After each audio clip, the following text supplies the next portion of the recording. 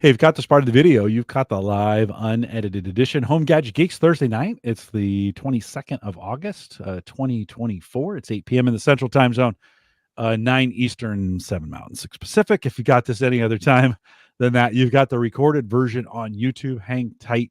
I see 5 or 6 of you out there already. Ken is checking in. He's saying evening out there as well. Ken, good to see you. Justin's checking in as well. Brian is out there. All names you remember. Mike Wieger's here. Yes, Mike, welcome back. Thank you. I think I said this last time. It just feels right. It feels like a normal Thursday again. You know, we did this for 5+ years. So every time I come back, I'm like, this feels right. It's good to have you. It's good to be here. I miss you, man. But thanks for coming back. Chad's checking in, says good evening as well. Yeah, it's been, and I've gone back and forth. Do I get a regular host? I've kind of enjoyed, to be honest, I've done a bunch of individual interviews. I've had, we've had some regulars, Jay and Gavin, Ray, not Ray, Rich has come on from time to time. I've had Dave McCabe back several times. I enjoy that solo. Yeah. Right. Those kinds of things. Because it's just easier. It's easier. Kind of easier that way. Yeah. But I do miss the weeks when I don't have anything I could always count on you. Then we'll just banter. Yeah. No. And we're going to do that a little bit tonight. Chad, well, you messaged me at a perfect time because you messaged me. I was like, oh, this is actually perfect because baseball had just ended. Oh, good. Football hadn't started yet and hockey hasn't started. I have about 3 weeks here where you get a nice little interlude between all the different kids sports. So it was perfect. Is your background real or is that a virtual? So this is my golf simulator that I put in. So it's a monitor or it's a projector with it's actually just connected to this computer.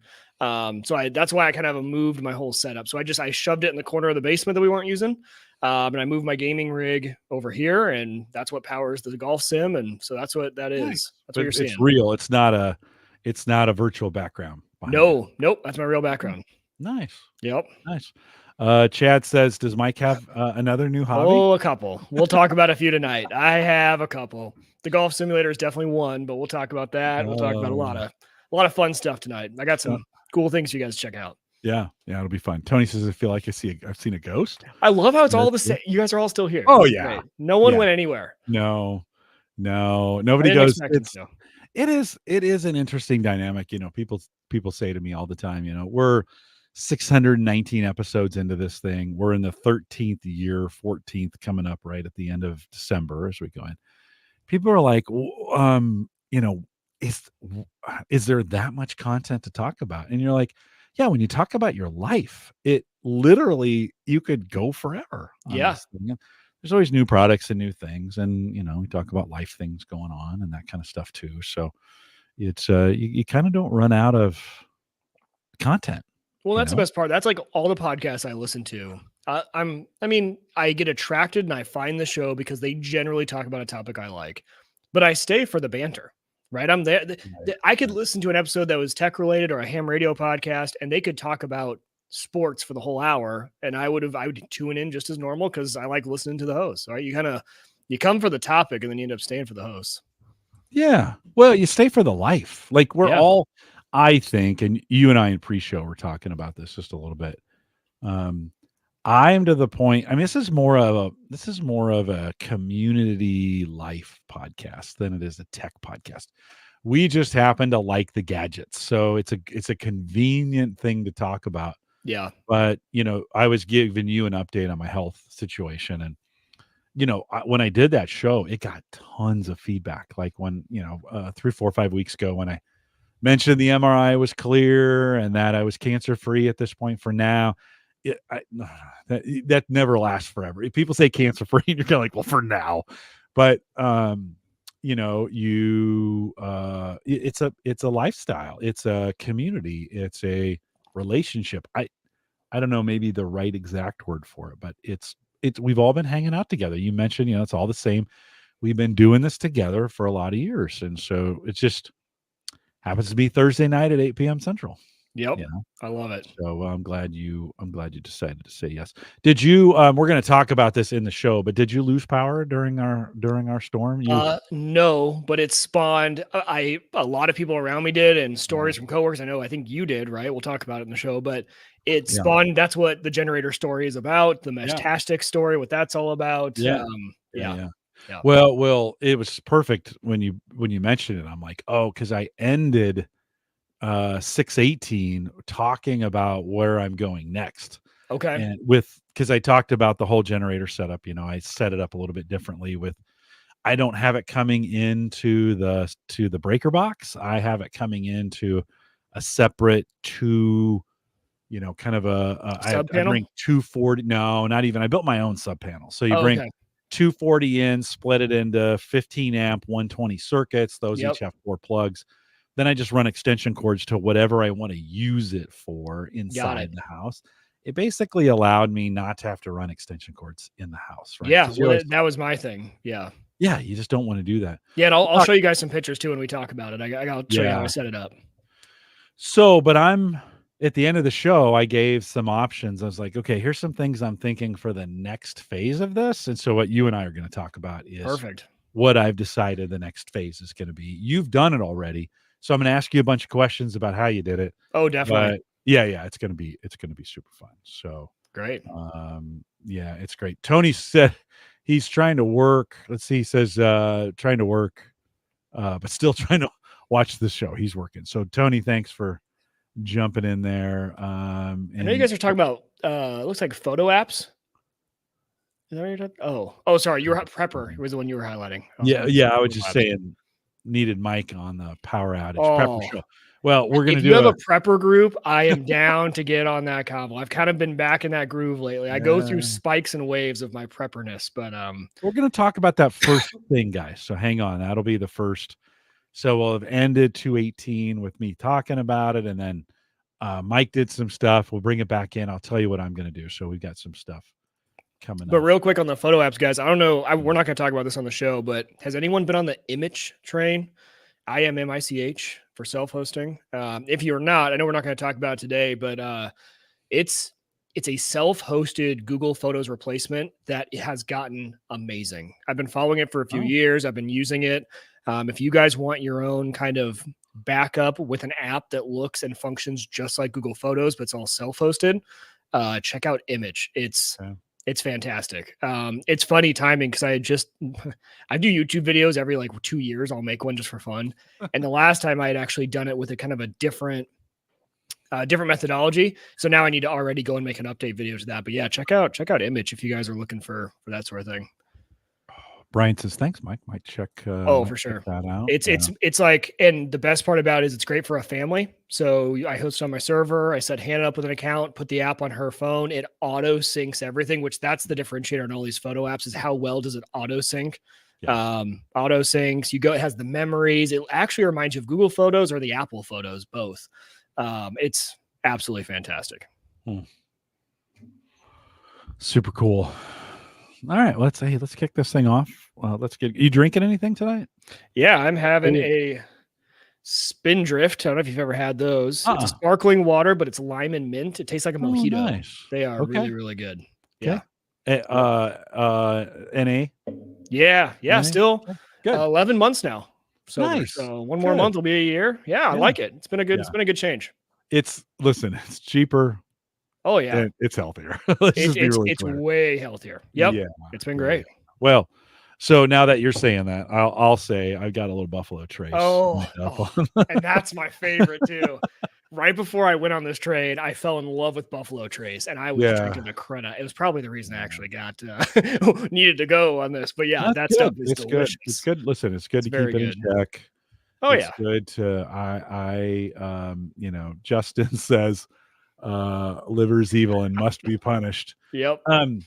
Yeah, well, and I think last December as I was going through surgery and some stuff, it's just like, I should back this back down. I got to be careful with the extremes either way, and I am best when I'm living in the middle. Right.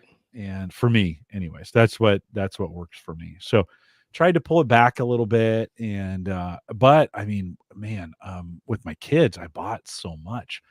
I might have 10 years worth of whiskey that I don't know if I'd ever need to buy it again for a while. And then my son went through something similar as you're thinking that he had gone through a phase, bought a bunch and then said, I can't have it in the house.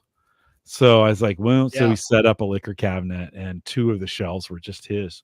So I have his. When he comes over for happy hour, we use his stuff, and that's gonna last 3, 4, And 5 if you years. can live in that middle area, that's Yeah. perfect. I think everyone in this Yeah. community knows me. I'm extremes. I I know. live in extremes. And Yeah. so I need I can't live in a middle anywhere. I don't know. It's weird. I can Yeah. never do that. Mike, I'm with you actually in that sense. And as I've gotten older, I'm trying to figure out how to temper that Right. to a middle ground. Sometimes I go to the extreme on my cheapness. Like I'm too cheap, Yep. and you're like, that's a problem, at times. And so, whatever that is, I'm trying to figure out how to moderate that middle ground. The problem is you get into these kinds of hobbies and you find people who like it. And then you and I are both built this way. You go all the way, All you go in. all in. 100%. Yep. And I'm working out again. And I like, now I'm like, oh, I'm going to do 1,000. I'm going to run a 100-mile thing. If you could pass that bug on to me, that's the only thing I have never been able to go extreme in is working out. And I really could use some help. Got to find, for me, I found a buddy. That's what I need to do. That's always the key. Accountability buddy, whatever they call me. I need that. Yeah. No, that's always been. All right. Well, let's kick this thing off. We got some stuff to talk about. So, the intro hasn't changed. So Love it. How things go. Here we go. This is the Average Guy Network, and you have found Home Gadget Geeks, show number 619 with guest Mike Wieger, recorded on August 22nd, 2024. Here on Home Gadget Geeks, we cover all the favorite tech gadgets that find their way into your home. News, reviews, product updates, and conversation, all for the average tech guy. I'm your host, Jim Collison, broadcasting live from the AverageGuy.tv studios here in a beautiful Bellevue, Nebraska. Mike, we have a string. It's going to get super hot this weekend. Then we're back to 80s. But Mike, always great to have you. The weather's the same for you. Welcome back. It feels great to be here. No, super glad to be back. I was saying in pre-show, you texted me at a perfect time, in between all the seasons of sports for the kids and my sports. And so this is perfect. Really glad to be here. The weather's been super nice. We got spoiled. And we picked a weekend to go camping. We went camping 2 weekends ago to kind of end the summer out. And it was perfect, actually. It was remember that we had that one weekend where we had like 75. You wake up, you put a hoodie on. It was, and then the weekend before that, we would have melted into the ground. So yeah, it's been we've had the swings here. Some 90s coming back this weekend, but then it looks like we're back down into the 80s again. I think we're close to the end. How's the lawn? Everybody, how's your lawn? Is it looking good? Really good. Yeah. Nice. I'm getting that. That's been one of my addictions lately is the lawn. So yeah, it's been really nice. Not a bad thing to be addicted to. No, right? No, not a bad thing to be addicted to. I mean, I guess you could spend too much money on it. But at some point you get it looking the way you want it. You got the weeds removed, whatever, right? Well, it feels better in years like this where we've just had a good amount of rain and not too hot. Like my lawn probably looks the same as every other lawn in our neighborhood. It's really green, but it feels good to be this late in the summer and have it still look that green. It pretty much stayed that way all year. Yeah. It has been nice. The water has been great. I don't irrigate, so it's been nice just to kind of keep it in its spot. It needs to be mowed again. I'll be mowing it this weekend, but anyways. Me too. Well, Mike, hang tight again. We'll want to thank our Patreon subscribers, everybody who's coming in. I appreciate you guys doing that. If you want to join that Patreon team, we have plans as little as $5, theaverageguy.tv/Patreon. And then don't forget, and several of you did this after the last show, I've put a Amazon link on the front page. So if you go to theaverageguy.tv, look in the upper right-hand corner. If you're buying anything on Amazon, just click the link. It'll pass you through to Amazon. We pick up that affiliate stuff that's on there. Been changing some of the links over, but it's just easier if you think about it. Theaverageguy.tv, click on the link. It says this site's supported by Amazon or something like that. Click through it. Works for us. Appreciate you guys doing that. Many of you did after the last show. I'm going to be sending Jim a lot of items to put in for this week. I guarantee you might buy something at the end of this, and I apologize in advance. This is one of those episodes where we're going to talk about a lot of things that are on Amazon that I've been spending a little bit on Amazon lately. It's been a little bit of a problem. Not a bad thing. Not a bad thing. No. We have two, to be honest with you. Sarah has gone into a nesting mode, and man, she's been replacing things. Like tonight, she came home with a new wine opener. So we now, one of those electronic ones. Yeah. Pulls the wine cork out. The other one was struggling. To be honest, it was 7 or 8 years old. I had to keep putting it back together. So she's like, new one. And then we have some of those battery operated salt and pepper shakers that grind Oh, nice. it Yeah. for you. We did all that HelloFresh for a while. At the end of the show, I'll give you an update. Remind me, I'll give you an update on HelloFresh because you Okay. were a Yeah. big part of the HelloFresh I thing with me. was. Oh, yeah. Some big changes in that space. So Okay. I'll bring you up to date. I'll write that down. HelloFresh. And then so she got 2 new one of those, and these so the upgrades on them were a light, so it's like a drill. Yeah. When you Just in push case it you're and in the it dark, grinds, you know. a Yeah. light comes on, and I so you love can it. see where you're putting the salt and pepper on those things. So we've been upgrading that as well. So if you want to check it out, theaverageguy.tv, and click through the Amazon link. Mike, 2 weeks ago we were dealing with no power. I mentioned at the end of the show, by the way, for some of you, let me just say this from some programming notes here. This is episode 619. Last week's was episode 618 on all the print, but in the show I said 617. I lost my mind 2 weeks ago. I have no idea. So for some of you, you're like, hey, wait a minute, this doesn't. And then I think in the video, I think it said 616 down here. It was a solo show. For sure this time, right? This is 619. It is 619. Perfect. It is 619 today. But Mike, you and I experienced at the end of 618, the last show 2 weeks ago. I basically spent that whole show talking about how we'd lost power, how I'd used a backup generator to make it work. I kind of explained that. If you want to hear about that, you can go back to the show before this and listen in on that. I've since made some decisions about that. I'm going to talk about that with you here in a second. But Mike, you've done some things. Was that all post storm? It was. Talk a little bit about what you've done in the last couple weeks then. Yeah, well, it was kind of interesting timing. I think you guys know. I think I was a big Jackery fan for a long time, still am. Love my Jackery. Those are the portable batteries, and you get solar panels, and I've always used those for camping. About a year ago, we had a minor power outage overnight, and the Jackery actually powered my fridge. I pulled the Jackery in, put the fridge, but the fridge was the only thing that was running. So it was something that I had thought, okay, maybe next time, the fridge was great, but where I get really concerned is my sump pumps. So during that storm that you talked about, a buddy at work, he, like me, has 2 sump pumps in his basement. He did lose power and his basement flooded. So he's in the process of, and he had just himself finished his basement all by himself. So it was kind of this lesson learned thing, but it was also interesting timing because the week before the storm, my next door neighbor was moving away and he was kind of in a rush to do so. And at the very end, he literally came over. He's like, anything in this garage is yours. He's like, I don't want to sell it. I need to get out of here. I don't want to ditch it. Like, what do you want? And he's like, do you want this generator? And I'm like, I'll pay you for the generator. He's like, no, I don't need any money. Just take it. I need to get out of here. I'm like, okay. So I got this old generator. Now he told me it wasn't running. You might need to look into it. It was an old one. But if you, a spark plug, clean the carb later, replace the fuel, it was running.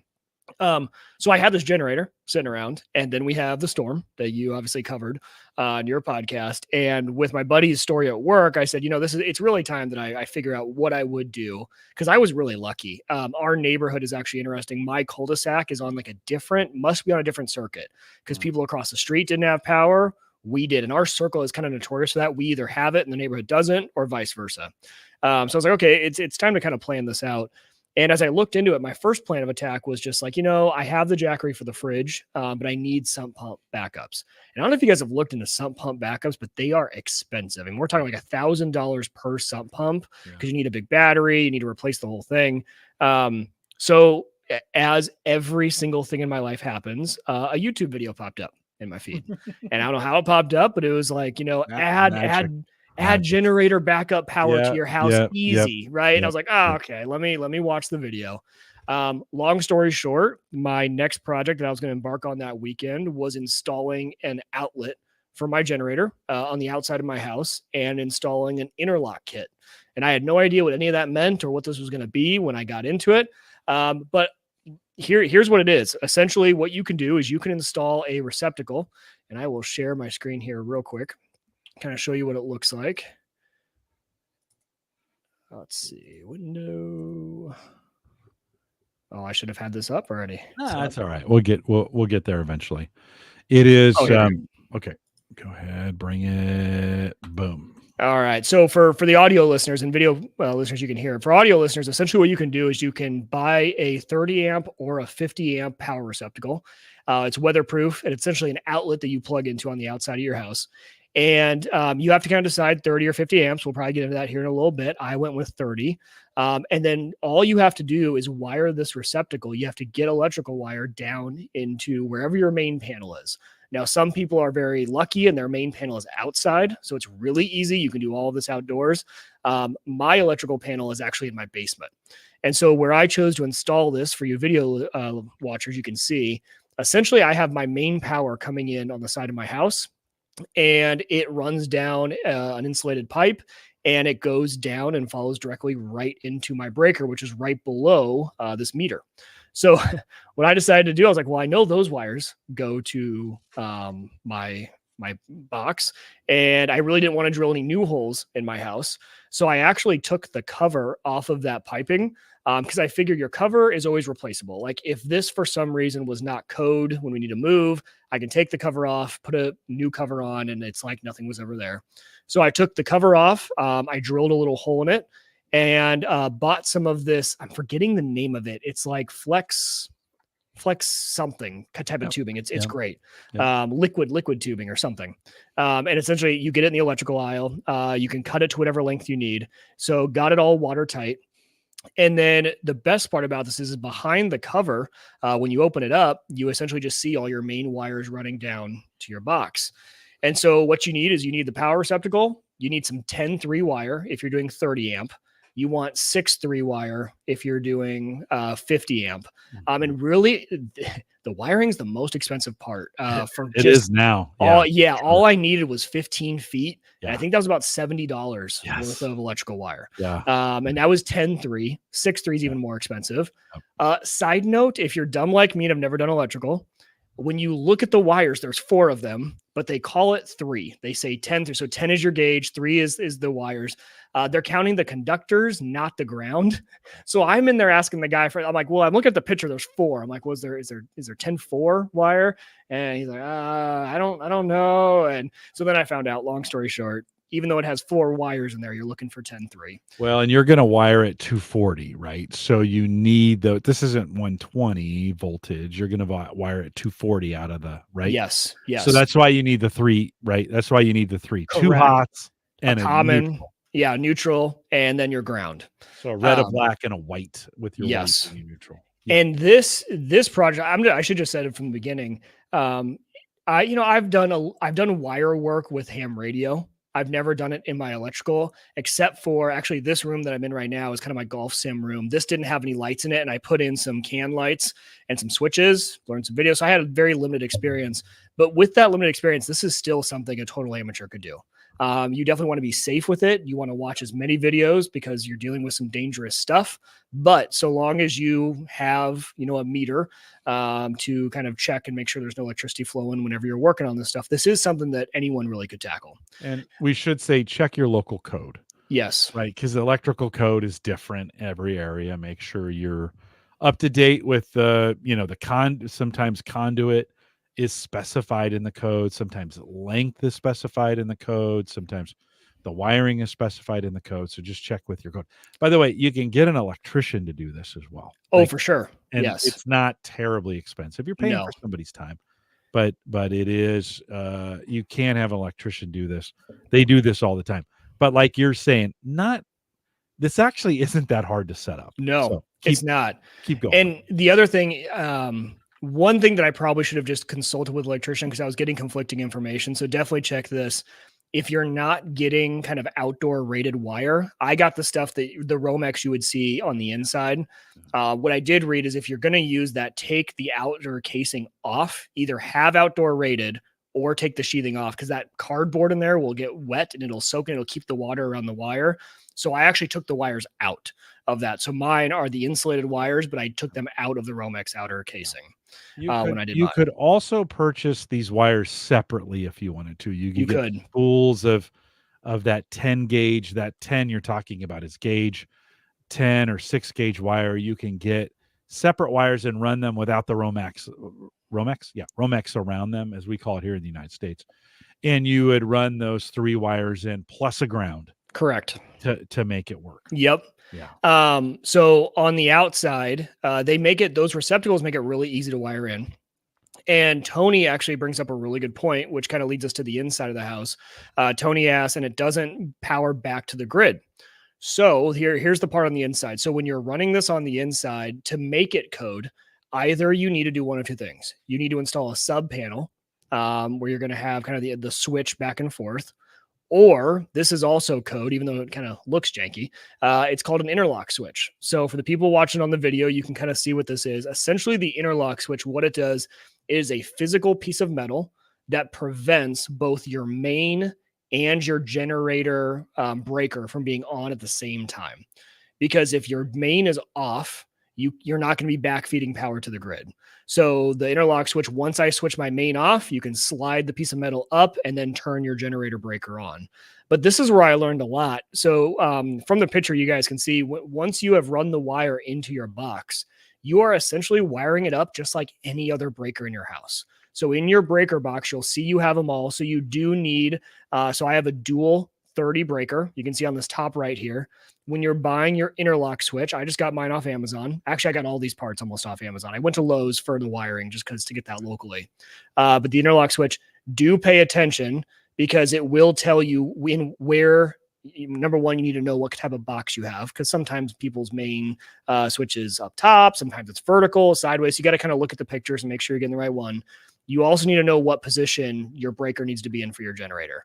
So actually, I had something in this top right slot that I had to move down to the bottom left. So it actually used to be my range. You can see I crossed that out.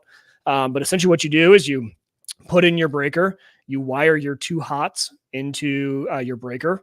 You run your neutral to the neutral bus bar. You run your ground to the ground bus bar. If you guys have ever opened up your panel, it's pretty obvious what those are. It's Legos. It's literally Legos for Yes, wiring. It's not as complicated, I think, as a lot of people. No. Now, you can screw it up. You can. So you got to be careful, but it's not difficult. The only really danger that you need to keep in mind is even if your main is off, if you don't have any sort of breaker on the outside of your house, those wires are still hot coming into the breaker. So you're going to have 2 kind of big bolts, 2 lugs that if you were to touch those, there is still power, but you know that anything from the main down is safe because you've turned on. And always use a meter, always test. I tested it like 20 times just to make sure. And then I told Hannah, up the life insurance. I'm about to power it on and see how this goes. A lot of juice. A lot of juice. But once you have this all wired up, you close it back up. I ran a test and I flipped off my main on the generator breaker. And essentially what this does is now any other breaker that is on is getting power from your generator. Yeah. So the solution here is that you ran the outlet in to your main panel. So now that anything you have running can be powered.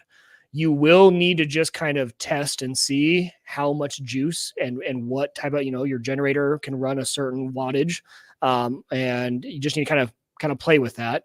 If we have some time, because I want to kind of get into your side of this, Jim, there's another piece to this that if you want to be able to run your air conditioner, there's something called a soft start kit. And that's actually phase 2 of this project for me as I ordered the kit and I'm going to get that installed.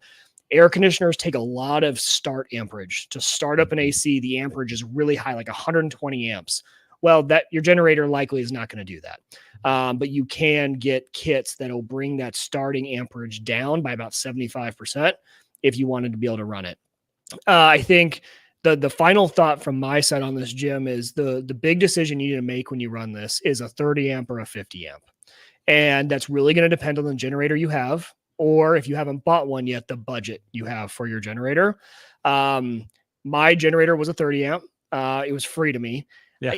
Looking back now, once I powered it on, I think if I was going to do it over again, I would just buck up and pay the extra money for the generator and the extra money for the 6.3 wire instead of the 10.3 and probably do 50 amps just to make sure I'm fully covered. But the good news is my house is relatively small. I don't need to run everything. Really, I'm just worried about my sump pumps, my refrigerator, some of those items, but it will be nice to be able to power anything else in the house. Yeah. Yeah. Well, here's the good news, Mike. You've done it once. If you wanted to upgrade to the 50 amp, you're talking about some wires, Yeah. a new box. Like you've done it. You Right. know how to make this work. That's you're probably in at $200 for the outside box for the wiring to get it set up. You're exactly right. It was yeah. all in, I think, 195 when I kind of added up all Yeah. the costs. Yeah, 200. $195 for all the parts. 200 get you set. I will say, I was chatting with my good friend Ed Sullivan last weekend or 2 weekends ago about this after the show. He owns a Generac. By the way, if you want to go the Generac route, you do nothing. They come out, they set it up, they wire it, they have a cutover. It's beautiful. It's $15,000. So, like, the solutions we're talking about are $2,000, maybe $3,000 if you get real fancy with it. Oh, I think So, less than that. I think like the generator I have, well, I marked out new for a 30 amp one, about $800, $900 yeah, to get yeah, in for some of those. So you yeah. can do it for around 1,000. I'm 2,000 looking. probably beefs you up a little bit if you're Yeah, looking 50 amp. mine is in your category. I have a 5K generator. It's got a 30 Same amp here. circuit on it, and it can do. We talked about this in the last show. It can do quite a bit. I think I'm going to upgrade it to a 12K, and it's going to be 50 amps. Yep. I'm going to bring here. I'll show you what I'm going to bring in. Let me share my screen here for a second. Share screen, and we'll go over here to that window. So the box looks very similar to what you did, except it's a 50 amp box. Yep. And in this case on Amazon, it comes with a 15-foot cable. So Which actually that makes this very much worth it. That cable alone for me was like $60. Yeah. And for on a 50 amp box for the cable by itself, it's $100. So in this case, you get the box and the cable. I know they fit all that other good stuff. $100 as on the screen. So I'm going to go 50 amp. I actually too have a newer, I put in last fall, we put in a brand new Sear 2 air conditioner, 3-ton. It doesn't pull the amps because I looked into this soft start. Basically, it kind of brings it up slowly, so it doesn't have this huge amp draw. And I was like, so I looked up the specs on the thing, and it pulls less than 40 amps at startup. Oh, awesome! And so you're like, oh, I don't know if I need to put it fresh. You don't. If I need to put a soft start on there. So if you have an older air conditioner, listen, in your home, there are just a few things that pull that many amps. Your air conditioner is one of them. Some pumps can also be a little bit of an electric amp ranges. Those are the things that are going to take a lot of amp draw. The other thing you need to think about is your watt draw, right? Yes. How many watts your electric range is going to pull a lot of amps, or a lot of watts. If it's heating things up. A little tiny toaster can pull as many as 1,800 watts at startup, right? So just some sizing things to consider. Real quick from chat, Joe says also you get insulated screwdrivers at Harbor Freight. You were talking about those live coming in. Yes. Right? You gotta be smart about this. You do. So be careful. Fridge freezers will stay cold for a while. They will. If you don't open them, if you add some ice to them, if you've got a lot of stuff in them, actually, the more stuff you have in them, the better it is during an outage, right? You can add ice. We had a lot of folks, ice sold out pretty quick here in Bellevue and up in Omaha as well as that happened. So bringing in, so I think what I'm going to do, and actually I have the same Interlock kit. Oh, I love it. Yep. That I bought at Amazon. This is $20. Yes. It's that metal piece that blocks it out so you can't feed it back. What you don't want to be is the guy who has a generator on that's feeding it back up the line, and then you've got your power guys trying to restore power, and now listen, they're super careful before they touch the lines, but you don't want to be that guy. Yes. Right? That is back feeding. So just code. If you ever want to sell your house, the Interlock kit is code. So you're good. Neil, you had sent me an email. I know you listen every week. You had sent me an email mentioning this, and we were moving this direction. So, Mike, you and I have the same box. My Interlock kit is exactly the same as yours. It's shaped exactly the same. I will need to purchase a 50 amp breaker to get that done. So I have an extra 30 amp when they put it in. They gave me an extra 30 amp. I don't know what made them think to just put a 30 amp in there that's blank. but it's That is there. weird. It's a Yeah. backup, I guess. Okay. I'll pull that, and I'm going to need to do what you did. Is I need to swap the top two at the bottom, not right below it. I'll need to swap those, so I'll need Yes. to kind of rewire it, and then I'll put the new 50 amp in, and then put the interlock kit in. So that's coming up. That's coming up as well. Did you, as you were installing it, did you run into any problems? Getting the wire from the outside to your box is always the hardest part. I was already following conduit that had my main lines in, and it was still, I used just a little bit of soap on the end. I taped all three of them up at the same time, just a little bit of soap. I know it's not good to put water in that line, but just a little bit, just so it would go in a little bit easier. That was honestly the hardest part. Everything else after that was pretty darn good. I did what you guys will want to do too, is especially if you have an older generator, I don't have it with me. They plug in, it's a watt meter. Plug that in just to the regular 120 outlet, and then put something like a space heater on it with a little load. Check frequency should be 60 hertz, and check your volts. Mine, because actually when I did do the test, it was working, but some lights were flickering, and I wasn't pulling a lot of amperage. I was like, oh, okay, something's a little weird. I was running at 55 hertz and like 100 volts. It was way down. And I'm kind of glad that all my electronics are on UPSs, because electronics are pretty sensitive if you're really out of frequency. So that's my only other piece of advice. And really, if you do run into that, for me, once I knew that, I was like, okay, now how do I fix it? Most older generators especially have kind of a governor, and usually the spring has just gotten loose over time and it's not keeping it as tight. You readjust it, screw it back down. So what I had my son reading the watt meter on one side of the generator while I was on the other, and I was just tell me when it's 60, and we were turning. And so that's my only other piece of advice, is don't assume your generator is actually putting out clean power. To double check it with a watt meter before you plug it into your house. Well, with your Jackery, right, that you led with, I put, I have a Blue Eddy in front of all my computers. Okay. And the whole intent of that was that feeds them a pure sine wave power. Exactly. Regardless. And I could, with even all of them on at the same time running full power, that the Blue Eddy would run them for an hour. Okay. Like, as a backup. Perfect. Start shutting things down, you can get down to 3, 4, 5 hours. But that gives me some time, even if the generator is struggling, like in this case, it doesn't, the battery input doesn't need as much clean power as your equipment does. So I also like the idea of putting some really good batteries in front of your electronic equipment in a lot of ways. Now everything, the computers, the networking equipment, everything goes through the Blue Eddy. I have a 180, an AC 180, $800, which is a cheap generator, to be honest, but it's also serves as a UPS. So, I could kind of justify that in some ways. If you don't do anything else, I recommend that. That will save your bacon. It's not a matter of if, when, but like I have UPSs on almost everything, except for actually when I moved and built this setup here, I need to actually get one on it. But yes, the pure sine wave, just all of that. It'll be worth it. You'll be happy that you did. You got that. I love it. There's a bunch of different brands. They all, EcoFlow and Jackery, they all seem to be doing a nice job in that area right now. And I just have it down here. It's plugged in. It's my UPS. It's an expensive UPS, but when you're running as much stuff, you could probably, it's powerful enough. It could probably power those sump pumps of yours for a certain amount of time, right? Yeah. Give you enough time in a storm. Usually in storms, the rain is coming down like buckets. And so you need that power right then.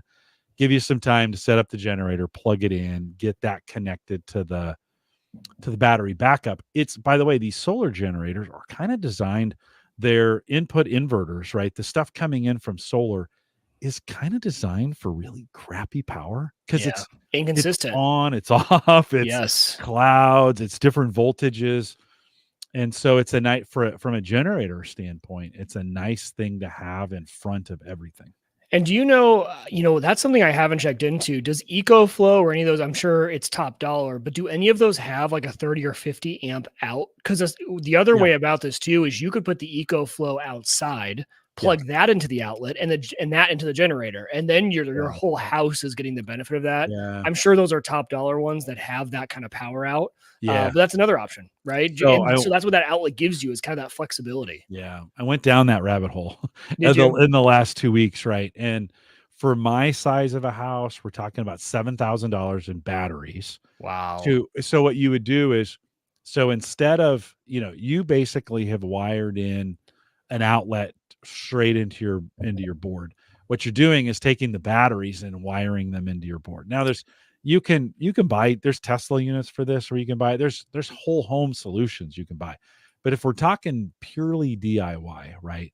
You could do the same thing with batteries, where you got the same 50 amp plug-in. It'll run at 50 amp 240. And you could plug that in, and it's actually a really great solution. Now, $7,000, and I got a little feedback from the friends from a couple weeks ago. Like, $7,000 is a hard thing to swallow for a backup that happens every 5 years. Yes. At some point you kind of go, well, turn some fans on and open some windows. Suck it up, Sally, right? Yeah.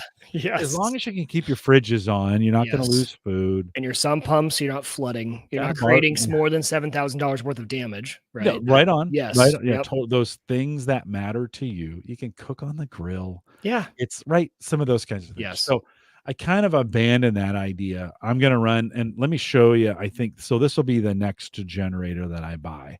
And I'm going to keep the 5,000 watt generator as the neighborhood backup, because dude, when you have a generator and you can help people out, you are a freaking hero. That's all I did during the week, was lend mine out because I had power. I was like, here, who needs it? I'll put it in my truck. I'll bring it anywhere. Yes. You're the best friend when that happens. So great, right? I love this Predator line. I've heard really good things. Yes. Yeah. Harbor Freight. We have a brand new Harbor Freight here in Bellevue. 13,000 watts. So a 13K tri-fuel. So you can run it off natural gas, you can run it off propane, and you can run it off gasoline. Would you tap that into your natural gas line? I've always thought about that. I would set it up as backup for sure. Oh yeah, because then your fuel is not unlimited, but usually my gas lines aren't going out. Even when the power's out. For our audio folks, this generator is 1,200, which is, listen, I paid 800 for the 5K. Yeah. So you kind of go, okay, that's actually not bad. That's not a bad price. Here's the thinking, Mike. So in this situation where we lost power, I would start with gasoline. So I have it topped off, fire it up, plug it into the house, switch over the stuff, get the house fired up. We got a call from OPPD, our power company, within 24 hours. And they said, expect 5 days. Right. And then you're like, okay, here's what I'm going to do. I'm going to get my natural gas line. I'm going to switch this thing over to natural gas. Yeah. Now, natural gas is the worst energy producing gas in a generator. So you go from not very efficient. 13K to 10K, right? If you're running propane, you go from 13K to 11K. Then gas will get you that 12 or 13K that's in there. So gas is by far the most powerful. But listen, I was making 2 or 3 runs to the gas station every day to get gas, right? Type deal. And yeah, you could say, well, okay, get some bigger gas cans. Well, gas is heavy. Yeah. And do you want to be storing that stuff in your garage? Like one of those kinds of things. And ideally, you're turning the generator off when you're refueling with gas. Ideally. Right? Oh, you're really? Because those get hot and gas likes to light on fire. It does. Yeah. Yeah, I did a couple times. There were a few hot fills. Yeah. But that's where your natural gas, you wouldn't have to worry about it. No. You can plug that in and keep running it the whole time. Justin says we can get cables that plug into a bayonet fitting in the natural gas line so you can wire barbecues. Should be able. Yeah, no, totally, Justin. You can get the same thing for these natural gas. In fact, this Predator comes with that line, and then you can, in my case, I'm going to actually have to have a person come out. I wouldn't do my own gas. I wouldn't either. Nope. Really clear. I can do wiring, but no gas. That stuff is, in my mind, that stuff's super dangerous. Now, I'll remind folks, I was an electrician in the military, so had a bunch of training around this, right? And I've done a bunch of electrical stuff, but I am not going to monkey with gas. So I'll need to have somebody come in and run a line from my natural gas hot water heater out to the outside. And yeah, I could do propane or I could do natural gas for my grill. I don't want to. I like propane in that case. In some cases, Yeah. I like the pellet grill, so that works as well. But Mike, in this case, where we got that phone call and they were like 5 days, you're like natural gas. I would turn it off. I would plug everything in. I'd fire it up on natural gas and take the hit. You take the watts hit and a little bit of amps Yeah. on that, to be honest. But that would work real well. So as you can already see, the Interlock kit is here. So I'm watching the price on. I've been watching prices on. I don't need to do this today. So Right. been watching. We've had a house guests, so I haven't pulled the trigger yet. But I will get that cable and the outside Box. Yeah. box. Get the wiring again, like you said. I'm going to be in because it's 50 amp, probably be 250, $300. Yeah. Get that set up, wired in, and then and you know this, right? You've got to, with an Interlock kit, then once you turn off the main power, turn on the generator power, you really got to turn most of your breakers off, right? Yeah. You don't want that all hitting all at once. Yeah. Because the generator, and it can't, to be honest with you, it can't do the whole house. There's some things like my furnace, or I'm sorry, my stove is on a separate breaker. I'm going to shut that off. I don't need it at the moment, right? Yeah. Kitchen, I'm going to leave that on because it's got the fridge circuits on it, right? Some of those kinds of things. I'm actually going to go through to and identify and put some dots on those breakers that I want to turn on during a power outage. So flick it, turn the main power off, shut everything off, start the generator, plug the generator circuit on, and then start flipping on the breakers. Exactly. Yeah. So that's the plan.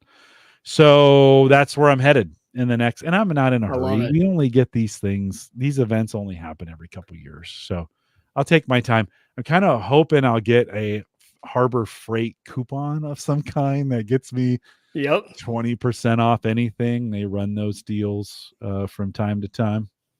But do you think you'll upgrade at some point now that you know this? Do you think you'll spend some time upgrading it? It'll all depend on the soft start kit. So if I can get my soft start kit so that this could run the AC, I won't upgrade.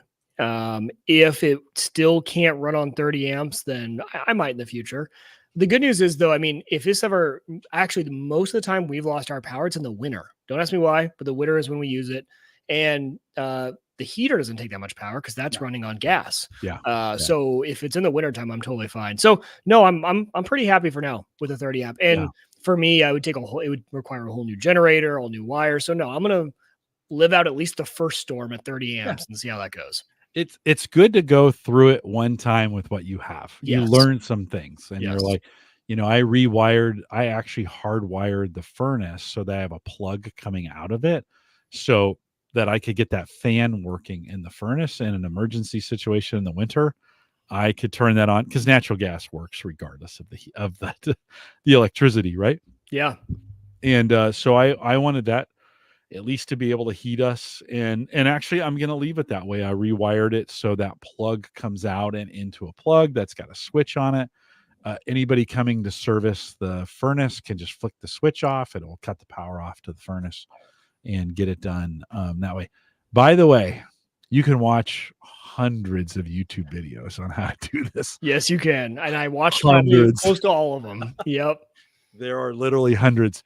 And once you've seen, I don't know, a dozen, you kind of get like, oh, okay, red goes here, black goes here, white goes there. I need to put the ground in this.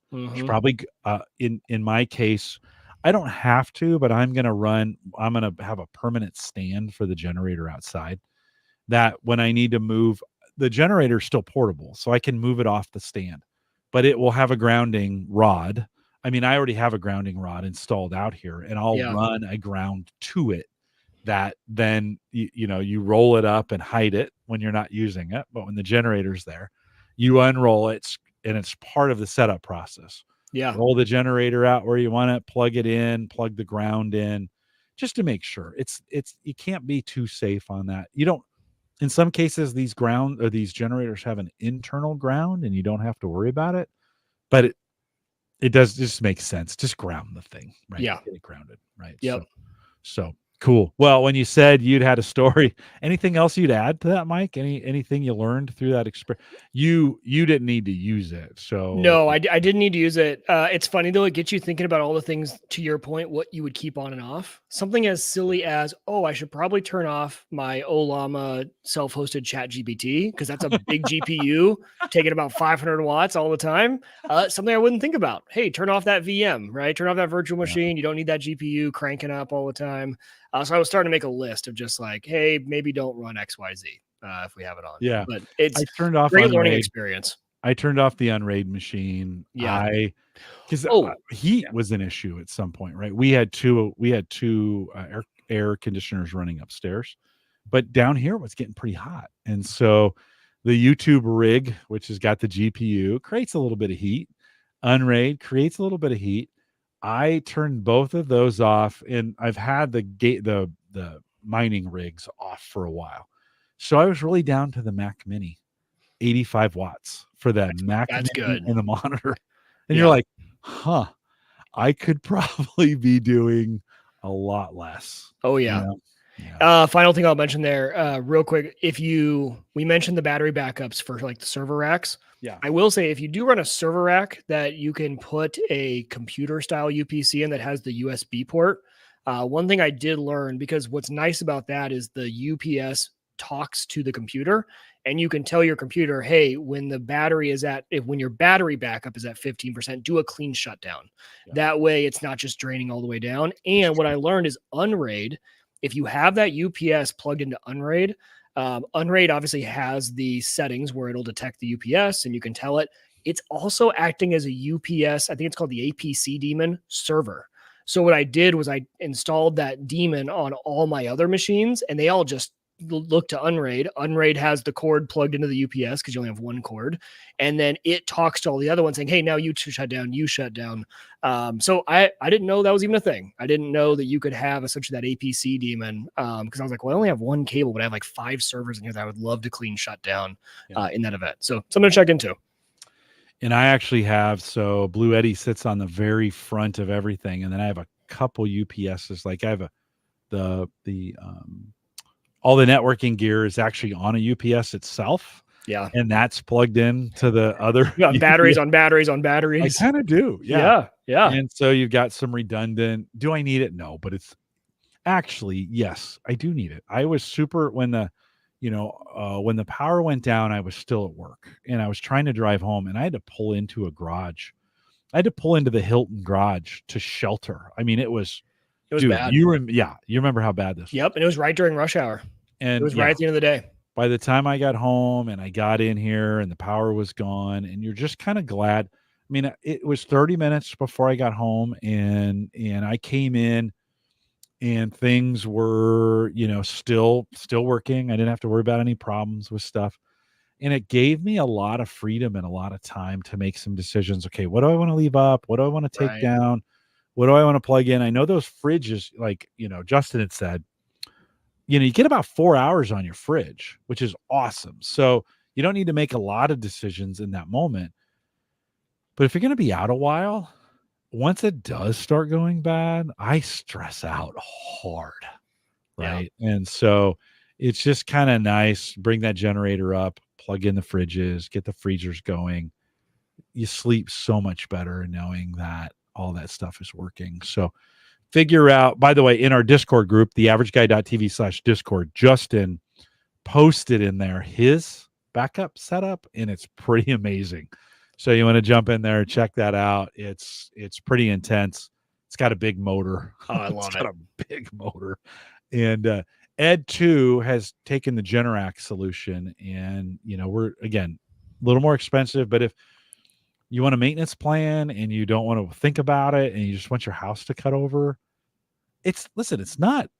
I mean, I think, Mike, if I was in a situation where I absolutely could not lose power, $10,000 or $15,000, I think it's a pretty good investment. Oh yeah. I mean, if you're someone who medical equipment that you run that can't, if you're in that situation, or even if you're just in a remote area that loses power often, I'd be going with that.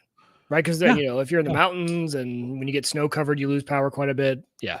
They come out, they set it up, Right. they put it in, they make it all work. You put a maintenance plan on this thing.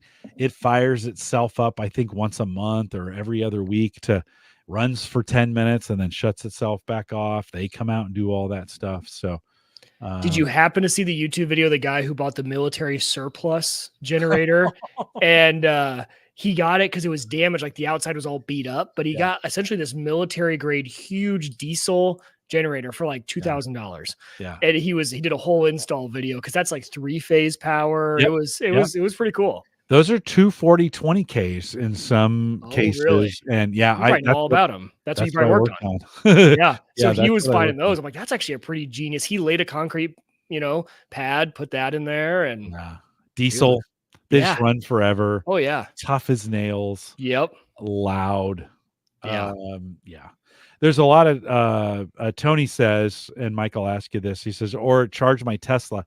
Yeah, you could do that, or in some cases that Tesla can feed power back into the house. Yeah, that was the reason I had right? originally looked at that F-150 Lightning was it can power the house in that case. Yeah. It becomes and I know out in California, the Tesla battery wall, that's another thing a lot of folks do. Mike, if energy wasn't so cheap in Nebraska, this is the problem. Correct. Yes. Every time we do a cost analysis on this thing, you're like, it never pays for itself. It never in Nebraska the way it is now, it doesn't. You're Yeah. right.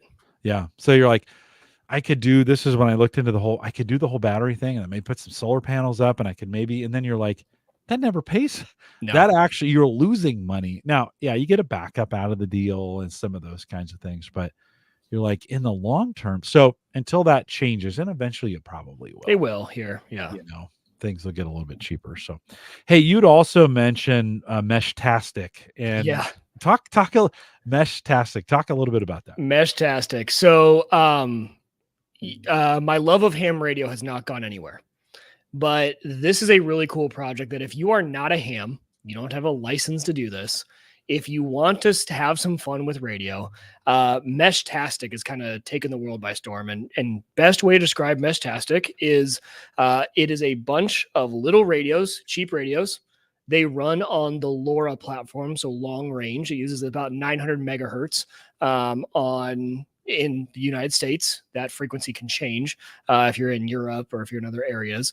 But essentially what you're doing is you're taking cheaper radios, about 900 megahertz, and you are, just as the name implies, creating a mesh. So these things are essentially, you can think about them as off-grid communication devices. And what you do is you buy the radios. The radio, so if you're watching on video, I bought the radio. They're about $30 on Amazon, real cheap. I'll put some links. This one is the Heltec V3. And I 3D printed the case. So I've been really deep into my 3D printing hobby still. And so for $30 plus 3D printing the case, and you can actually buy the cases online if you want to, or the 3D printing community is pretty strong. You essentially get one of these. If you really want to play around, get two, because that's the whole point, is be able to communicate. But what you will find is these things have a really long range communication. So when I say long range, we're talking miles here. So when you are, especially in my basement, it'll be a little different, but if I'm outdoors, or even if I'm at my main level, anyone else who has also made a Meshtastic device, you'll see them if they're within a couple miles of you. And you guys are probably very familiar with mesh in terms of Wi-Fi. These do the same thing. So if there's a friend of mine lives in downtown Omaha, I live all the way in West Omaha, my device doesn't need to see his. I just need to see a few hops along the way. So I can connect to a guy down the street who he can see even further, and you can use a few hops to get your message across. The way you interact with this device is actually through an app on your phone. So what you're doing is you have an app on your phone. It's using Bluetooth to connect to your radio, and then all the communication is going out of the radio. So I'm shocked, actually. Omaha has a really good network. Really? And if you think of another way, this is essentially, think about creating your own Verizon that is off-grid, controlled by you, because you are essentially creating little towers all around. So I'll kind of show you guys real quick on this one. So if you connect, so I have like 10 of these. But Of course you I've been, and I'll show you the cool one here in a second. This isn't even the cool one. This is my Of mold. course you do. So this goes with me So great. everywhere. They'll be sold by And next week. right. But even just in Omaha, if I zoom in,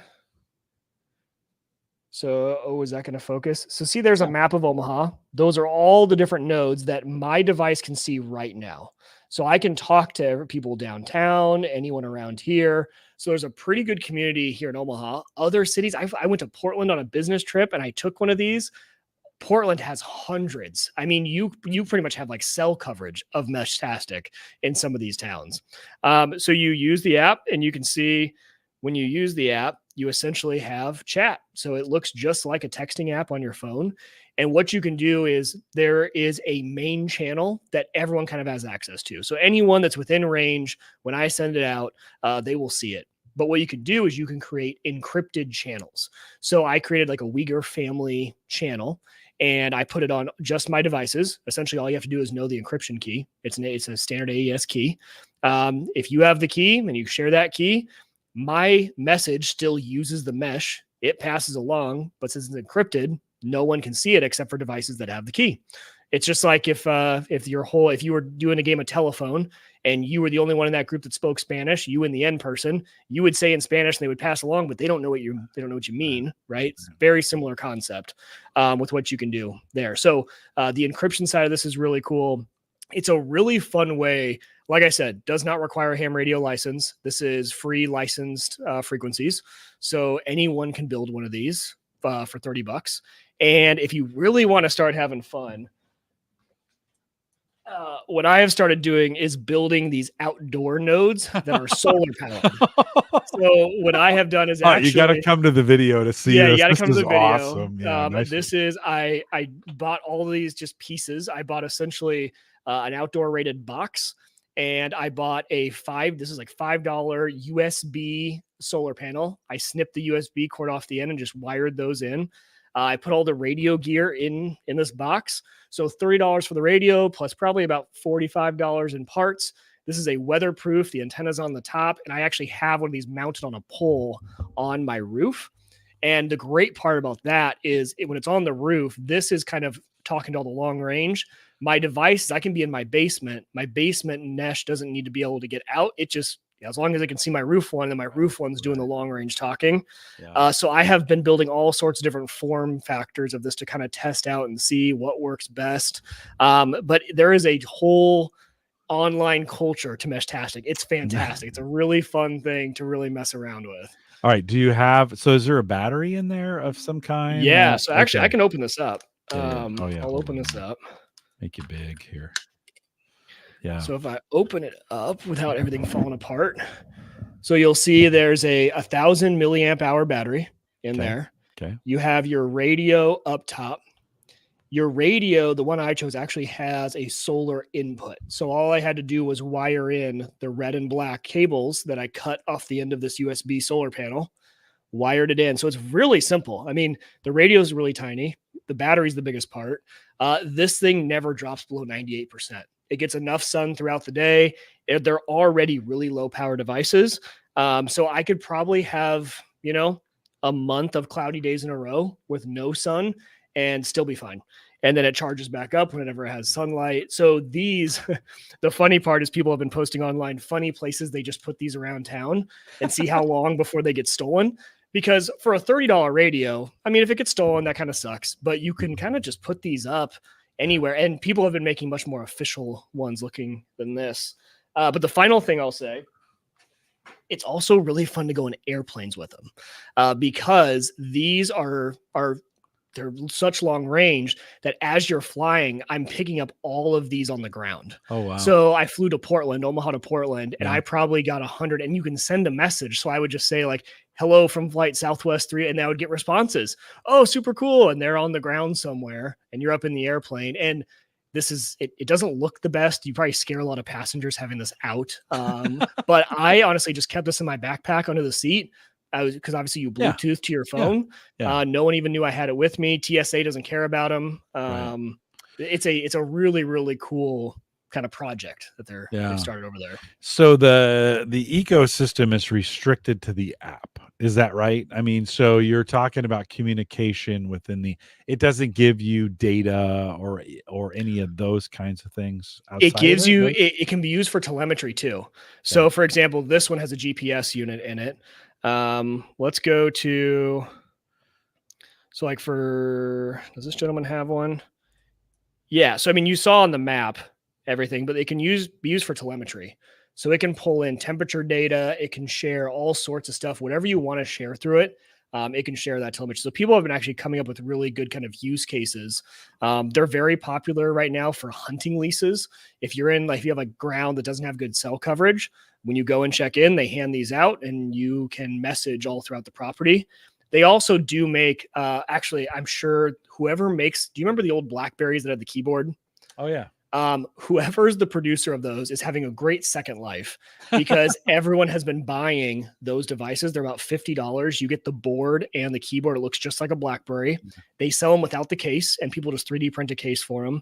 So in that case, you don't have to have the phone. You have a keyboard built into your device. So you wouldn't need a phone to actually use it. Yeah. But a really, really fun project. And the community is really fun. All the guys who have them here, we're all nerds. So we message just about nerdy stuff. And, but, in the case of cell towers going down, give my wife one of these. And I know that across Omaha, we have pretty much full coverage to message each other if we needed to.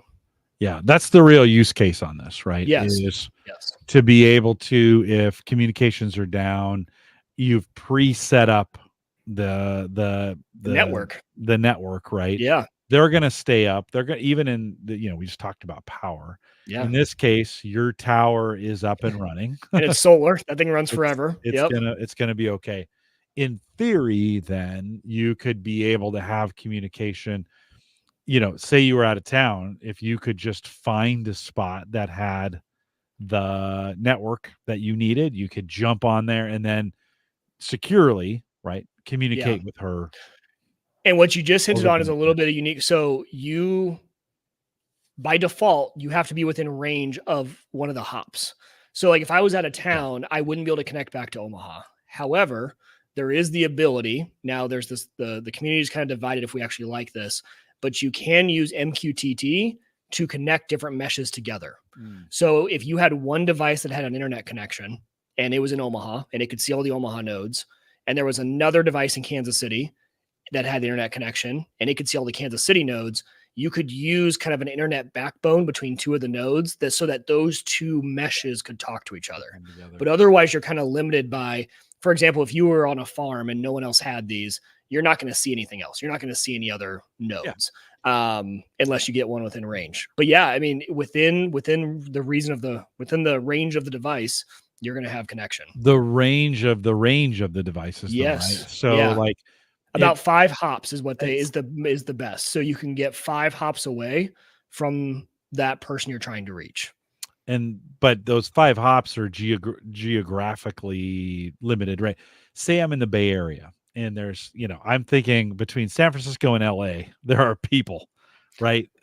Yes. And in theory, those meshes could be connected if they were close enough together, right? Is that right? Yeah. And really what this comes down to is it's kind of funny. You kind of start having respect for how much Verizon, all those really have to plan out their networks. So for example, I have 4 of these in the house. It would be very inefficient for this device to say, oh, I can see that one upstairs. I can see then the one in the kitchen. Then I'll go to the roof. Oh, now I only have 1 hop left and I can make it 1. So what you can do is they have different modes. So this is what's called a client mode. So this one, client, means this is going to go around with me. It can still repeat messages in the mesh, but it's not giving priority to that. There's another mode that you just set it up and it's called router mode, but you need to be well coordinated because router mode should be a device that's high up, has really good range because it's going to get priority to redisperse messages. But if people put a router mode, but it's all up to us, right? Like there's no rules, there's nothing. So if I put this in router mode, I'm really going to mess other people up because this is going to start getting priority. It's down in my basement. But if you have a really well coordinated group of people, and Omaha community has been great. We're all been talking about, hey, what mode are you using? Well, how high is that? Do you have good coverage of Omaha? Can you see that? Like, because these are all kind of line of sight. I would still call them line of sight devices. If you could put one on like the First National Tower here in Omaha, we'd be able to connect maybe to Des Moines, right? Like they're very, very long range. Really? I mean, obviously from 30,000 feet up, I'm getting it all the way down. So if you have good line of sight, Denver's a really fun area because they have some really good mountain peaks that people have put these on. So they get really good coverage. But yeah, it's a really fun project. And again, I think for this community, it's if you've ever thought about getting into ham radio, but you don't want to go take the test, play around with this. This will tell you if you want to actually get into ham radio, because it's a good little tester to see if you really enjoy it when you start playing around with it. Because building the radio is half the fun. Putting all those parts together, and it's a good time. Yeah, it's like almost like a Raspberry Pi kit, right? Yeah, very much so. Yeah. Then you can do certain things with them. You talk about locations, and are they limited on hops? Then is that what I heard you say? So they are limited on hops. Okay.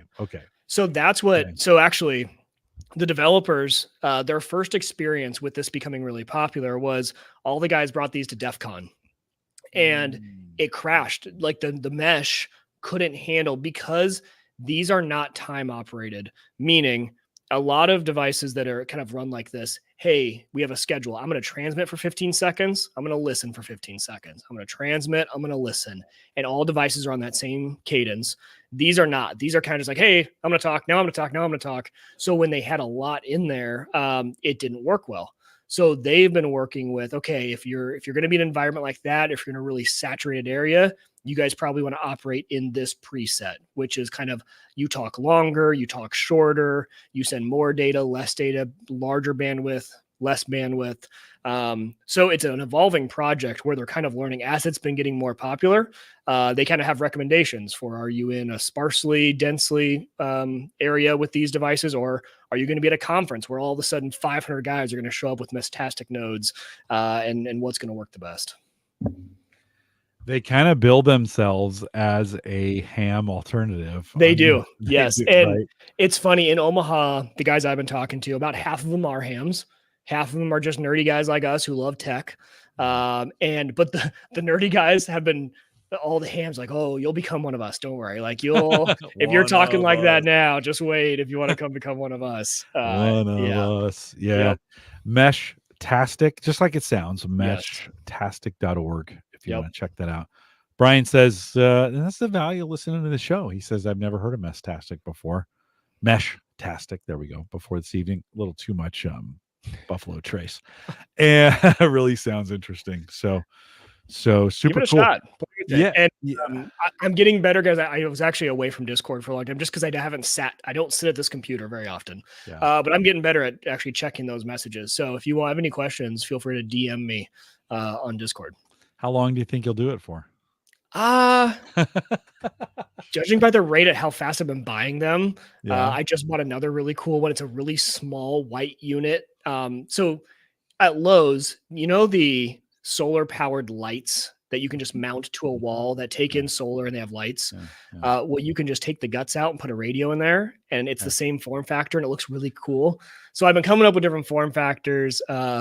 I don't know. We'll see how long this one holds my interest. But I've been carrying one around all the time. I actually have one in my office at work that just stays there. And when I go to the work, I connect to that one.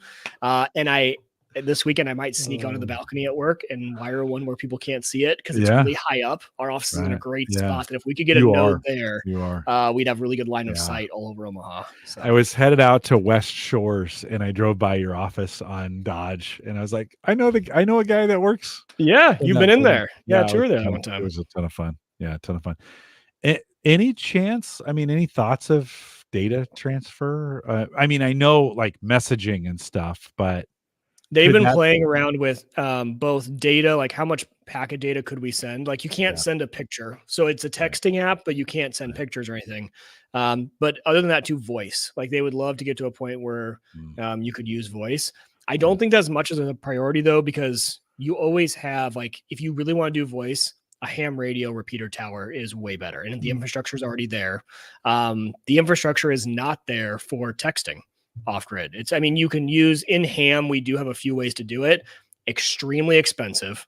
to get into. Those type of radios that can do that are hundreds and hundreds of dollars. So this is a more, affordable way to get into that. They're looking at all sorts of fun ways to use it. So LoRa, long range, the frequencies this is built on, this is what your Internet of Things is often built on. So a lot of like fridges, like those sort of frequencies that all kind of talk to each other, they're in that same unlicensed spectrum of about 900 megahertz. Super cool. Oh, it's fun. Cool. I want you to build one. I might even just give you one. I have 20. I'm gonna bring you one, and we're gonna see if we can get from Bellevue to cool. my house. It'd be cool. And just message on it. Cool. All right. The one final thing that's also really cool is you also set a channel to where you can remote administer these through the mesh.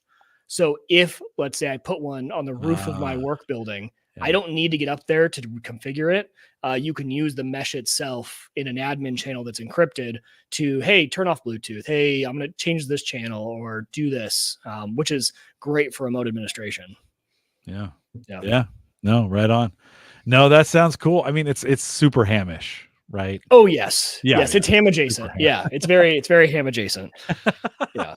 I love it. I call it the gateway drug to ham radio. Do you think so? Oh, for sure. I was thinking the other way around. I was thinking more like ham is the gateway to this, because you're talking protocols and locations. I mean, ham is really an antenna and your equipment in one location. These you're talking about setting up devices around, hiding them around town. There's just a barrier to entry to ham. You have to take a test, and radios are not cheap. And so this will get someone's interest for $30. They can start playing without taking a test.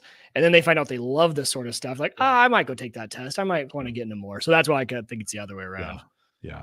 Justin says ham adjacent. LOL. Does that make it bacon? That's my new word for it. It's the bacon. Yep. It's the bacon to my ham. Delicious. All right. Before we go, one other thing you wanted me to remind you to talk about LocalSend. Oh, quick. Yes, this is just a quick recommendation. And what made me send you that message was because I had those photos that I was just showing on the screen earlier of my generator setup. I had them on my iPhone. We had 20 seconds before you and I were getting on, and I needed to get them to my computer. And this is where I kind of totally forgot I had set this up before. LocalSend is a super lightweight, great application that you can pretty much run on anything: Windows, Linux, Mac, iPhone, Windows Phone. And it is exactly what it says. It is to simply get a file, a photo from one device to another, cross-platform. So think of AirDrop if you're an iOS person, but that is platform agnostic.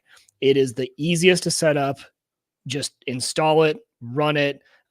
So exactly what I did, I fired up LocalSend on Windows, fired it up on my iPhone, tap. Within 2 seconds, all my photos were over there. And it's just one of those, I don't have to think, okay, this is a Windows device. Maybe I'll email it to myself, open up my email.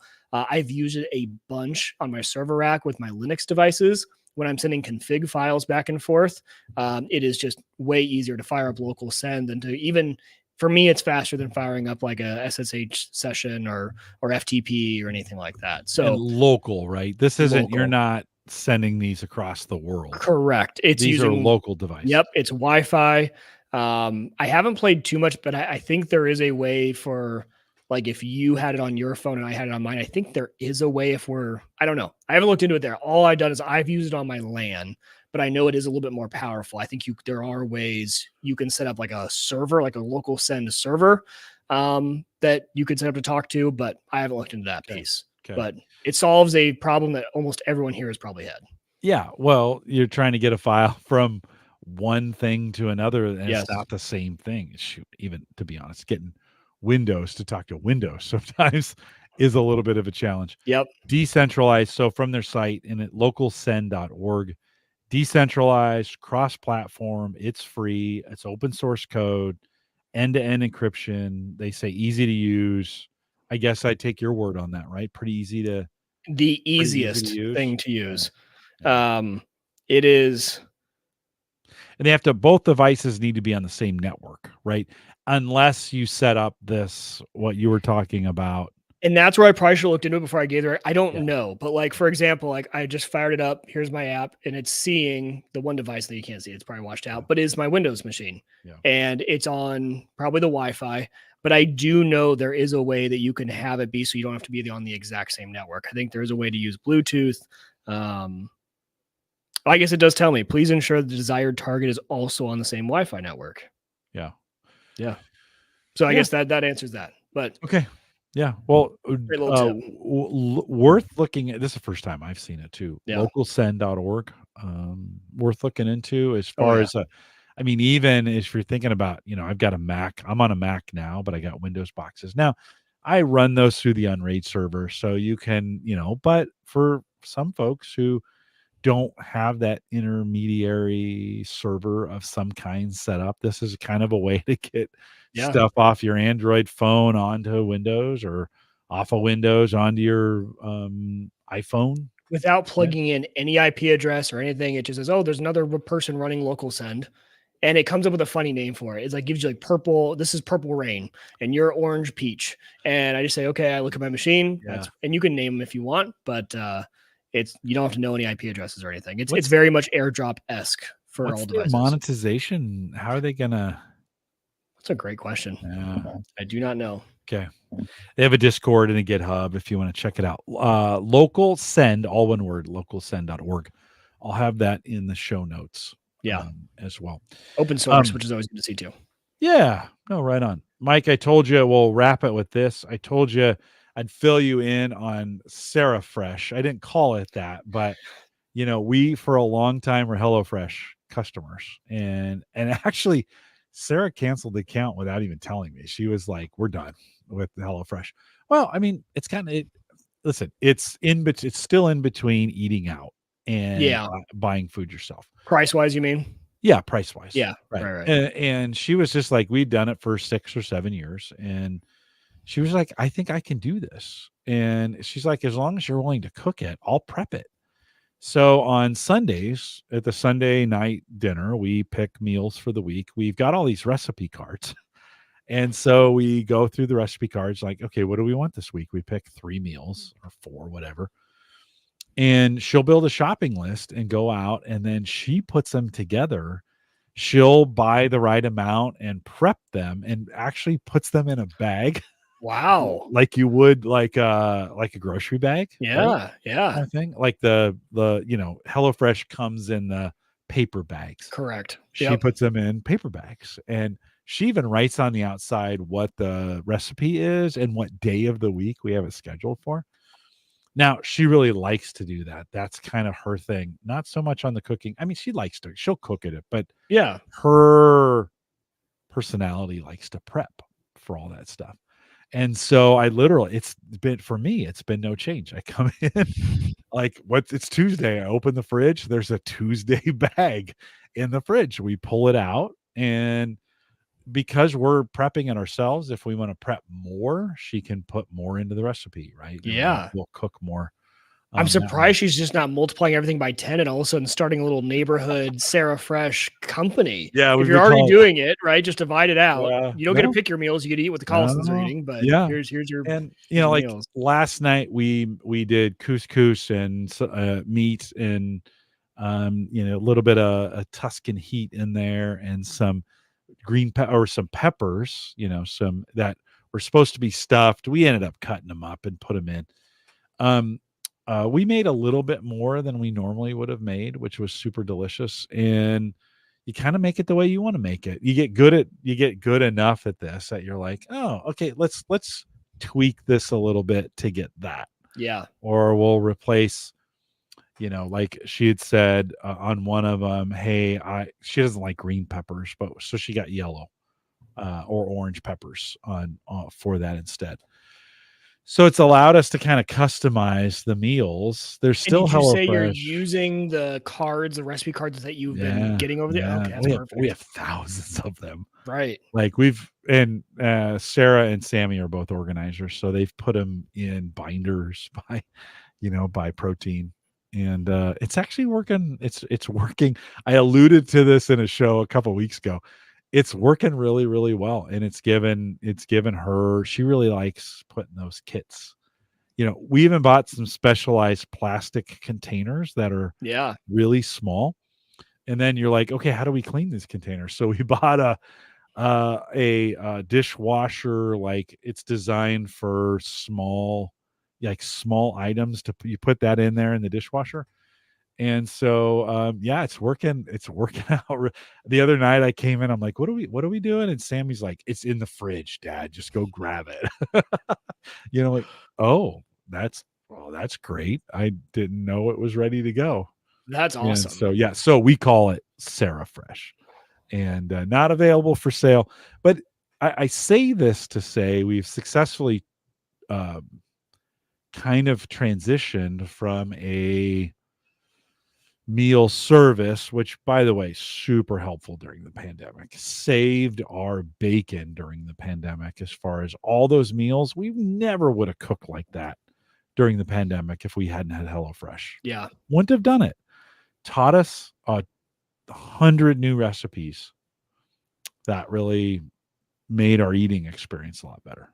So you're the prime candidate for it. Have you looked into any of those self-hosted recipe, like storing them digitally to where Oh, you could tap, tap, tap, it makes the shopping list yeah. for you? Have you No, I need no, to. just more paper I style? need to. I do think at this point Sarah likes she's good The at paper. yeah. Yeah. And sometimes if it works for you, it works for you. She gets like we get 3 recipes. She sees what needs. She's so good at the grocery store. She's just like, Yeah. okay, here's what I need. Here's what I'm gonna get.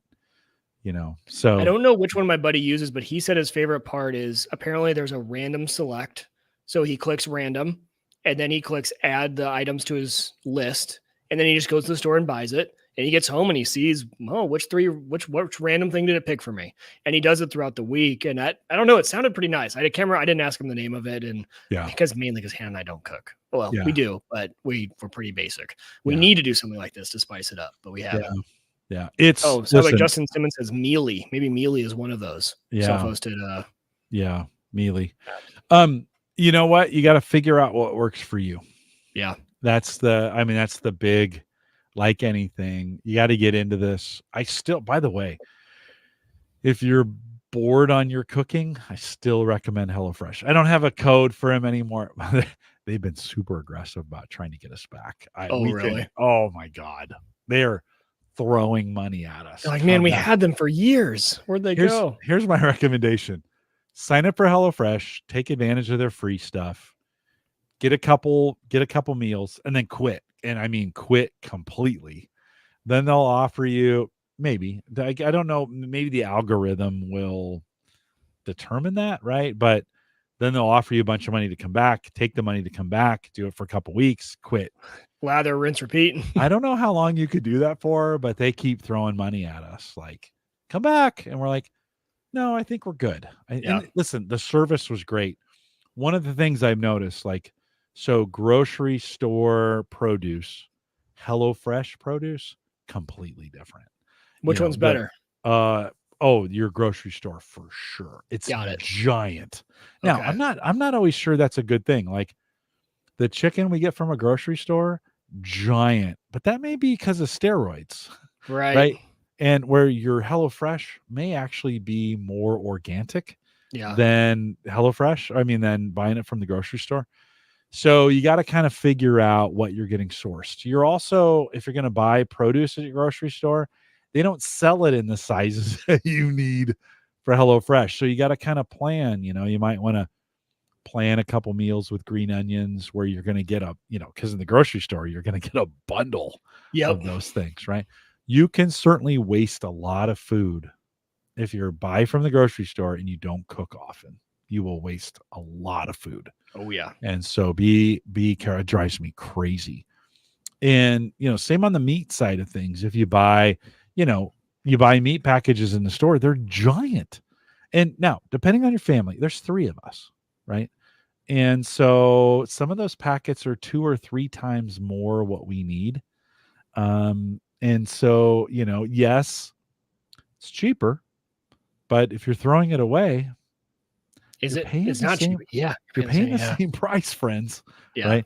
Justin says quality's better, normally cheaper. And that is true. But the waste can be a real problem. I mean, if you're buying, I think he was talking about the Real Green Grocer that he mentioned right above. Okay. A Real Green Grocer or a butcher. Well, yeah. This is true of buying from the grocery store, which is from buying these services. It is cheaper. Yeah. If I think now, depends on your region, depends where you live, depends what you have access to, all those kinds of things. But but waste is a real deal. And you can buy a bunch of apples, and if you only eat half of them, guess what? They're twice as expensive as they were when you bought them. Yep. Right? You don't think about that when you're throwing that food away, but you're kind of like, well, I thought it was a good deal. Well, if you only eat half of them, it's twice as expensive, friends. So a little bit of planning kind of goes into that, but I think we found what works is she preps it, I cook it, Sammy and I cook it. Yeah. And it's working out really well. Sarah Fresh, no code, no, you can't get in on it. You can't join the Mesh network. Oh, but I'm in Omaha. Come on. It's pretty great. She's doing a bang up job, and it's super fun.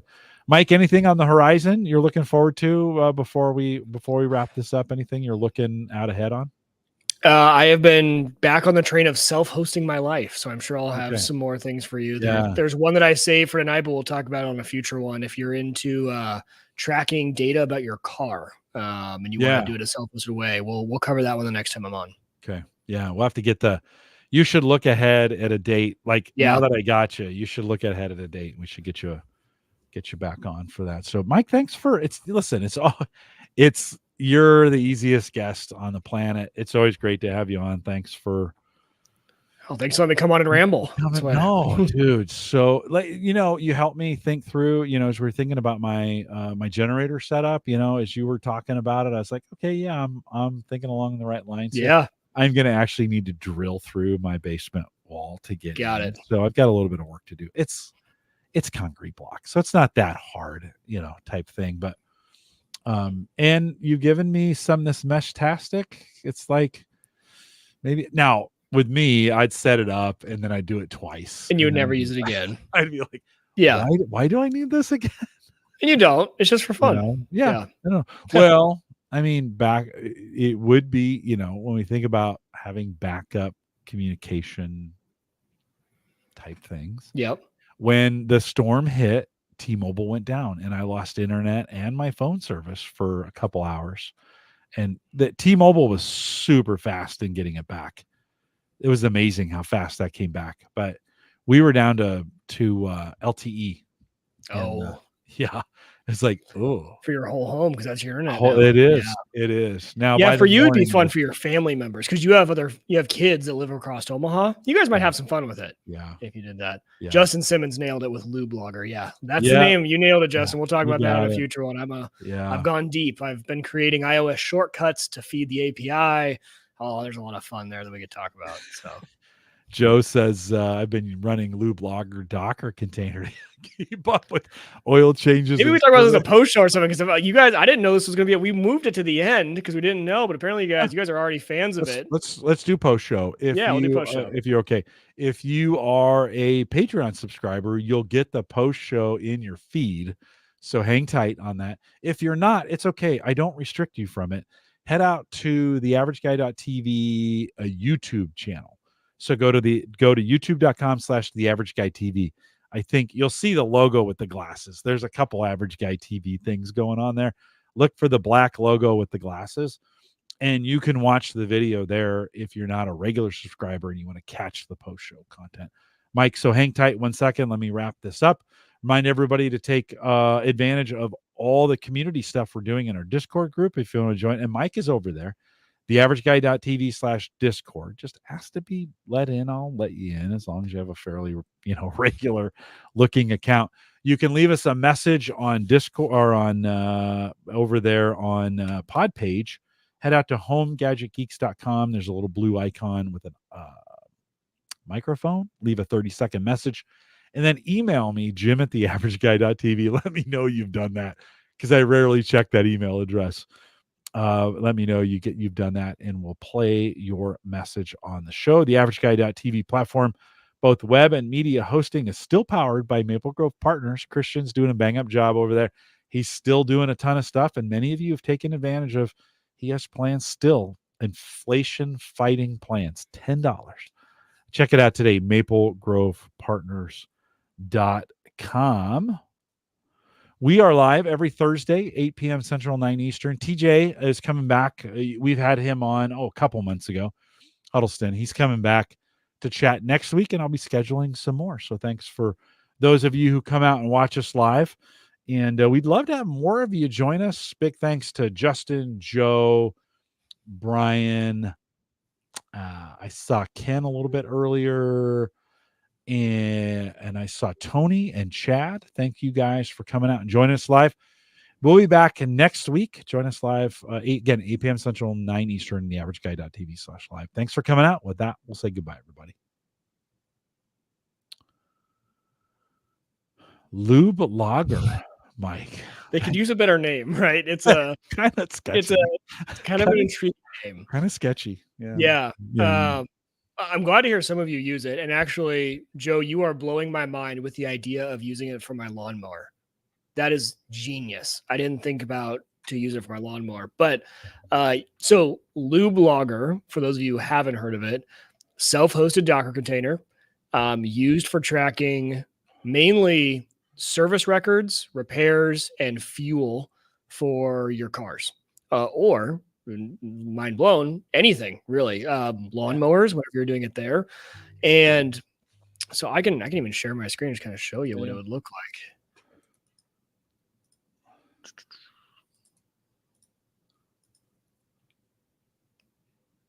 So what you have here is you have your garage where you have your different cars, and you click into your car. So you set it all up. And I'm a newbie to the Lube Lager, so I don't have a ton of data. But what I did do is I went back and pulled all of my maintenance items. So if I go to my service records, I went in and plugged in anytime I had an oil change, tire rotation. I did plug in the cost of it. One cool part about that is if you go back to your dashboard, you can actually just have it generate you a vehicle maintenance report. And it'll kind of looks like an official, hey, if you were selling the car and you want to give it to someone anytime you've had anything done. But what you can do is you can actually, based off your service records, you can give yourself notifications on the next time you want to do something. For me, I'm always forgetting on air filters. When was the last time I did it? So I can know I changed it on 7/17, what the odometer was at that point in time. But for me, what I'm really excited about is using it for fuel. So I love knowing, number one, how much I've been paying for things and the miles per gallon. So what you do is every time you fill up, you just plug in how many gallons you put in, the overall cost, and the odometer reading at that time. And it's going to do all the calculations for you on your history, how much you've spent, your average miles per gallon that you're getting. Now, the one thing I had to do, and maybe Joe or who else used it, Justin, I found it cumbersome. So this is a website, right? There's no app for it on the phone. So I have this connected to Tailscale so I can access it on my phone when I'm outside the house. But to add a gas record, I mean, when you're on your phone, you kind of go to, okay, dashboard, car, fuel, add gas record, and plug it in. That's a pain. That's a lot every time you fill up. But what you can do is there's a back-end API to this. So what I did is I actually went into shortcuts, and I had never played with shortcuts. This is kind of fun. If you've ever played with iOS shortcuts, but you can create them. One of the things a shortcut can do is it can access an API. So now I have a log fuel shortcut that I click. It pops up with the different questions. So first it asks me how many gallons. And then when I enter that, it would say, okay, how many, what was the total cost? And what was your odometer? In that pop-up, and then I'm done. And on the back end, it sends it to the API and it logs it in Lube Lager. So kind of fun. Those kind of two things in one. One was having fun with Lube Lager. Second was I had no idea you can create iOS shortcuts and they're that powerful. So anything that has an API or a webhook, you can create a shortcut that if you don't have an app for it, you can use. So that way, that's super easy. It's 3 pieces of information every time I fill up, and I know it's going to be stored on the back end in Lube Lager. Kind of cool. That's so great. I used to do that on paper. Yeah, well, exactly. Do that on paper. Yeah, a long time ago. Yeah, I had a little log, I had a fuel log in my car, and I'd do it, and then come back and I'd paper, kind of stuff, and then I just stopped doing it. And it would scratch that itch of being kind of a data nerd, and just being able to go back and look at historically how much you've been spending on when it comes to fuel and service and repairs. And I just love that vehicle maintenance report. So I'm kind of new to it, but it was solving something for me. And the lawnmower is going to be a game changer because I never remember at what hours I put in the last oil change or when I changed the filter. I'm definitely going to plug in my lawnmower. later tonight. I kind of wish I have a Subaru app that has all this information about my car. Like, it's amazing what I can get out of my car instantly. And I kind of wish it had a data component where I could store that kind of data as well, like my own. Like, Right. hey, I want to include this in there, and then compare it to the whatever data, like I want to know, what would be a good example of that? You think, if you're comparing oil changes to gas when you're purchasing gas, and maybe like how's your fuel consumption over the life of the oil? So as your oil gets older, does the fuel consumption go down a little bit? Yeah. You'd be changing that a little more frequently, like And you some of know those what? kinds I of things. bet you can, because on the bottom they have a data visualization, and you can pick from any records. So if you got it into here, you can have it pull and graph out any Yeah. data against any other data. So I'm wondering if you could do that. The other thing, Justin and Joe, that I just noticed, they must be new. When I clicked add a new, there's an option to use engine hours instead of miles. So I know how. So if you were doing it for a lawnmower, you could use engine hours. They have electric vehicle too, but you can actually, there's a toggle here. Generator. Your generator. Oh, right? For generator. Yeah. Yeah. If you have an hours counter, when's the last time you did the filter and all that stuff? Yeah. So that must be a new feature. Or at least I didn't notice it when I first the generator I bought did not have an hours counter on it. So I bought one that works off the it makes an attempt to Oh, really? Yeah. Because mine doesn't either. I was like, I'm kind of out of luck. Yeah. No. You can buy one that will, based on vibration, when it's vibrating, it assumes that it's on. Running. Yeah. That's genius. That's just an hour, right? Or that's just Is this just on Amazon? I'm buying one now. Oh, for sure. Yeah, for sure. So just search our generator hour monitor kind of thing. And I just stuck it to the case. And it's pretty accurate, right? I mean, it's when it's sitting there, it's not counting it. When it's running, it is, right? That's a pretty and there's probably some other good applications for that. Like I'm thinking like your washer dryer, maybe even like how many, things that vibrate to run that you can't really track. True. What type of usage it's getting. Well, but in light of what we're talking about, this is a dumb monitor. It's literally just an output that you can see on the, and I imagine it's got a battery in it. I actually haven't checked it in a while. It's worked great during the power outage. I could see, I serviced it in the first 50 hours, and then I'll do every 100 hours after that. And I actually took it at 150. I took it down, changed the oil, put new oil in, takes about 1 liter of oil, fired it back up, put it back up, filled it up with gas while it was turned off, and and put it back online, right? But I think I was thinking about that. I almost want it to be smarter, right? I almost like, what could I get? What could I plug in? There's a USB port.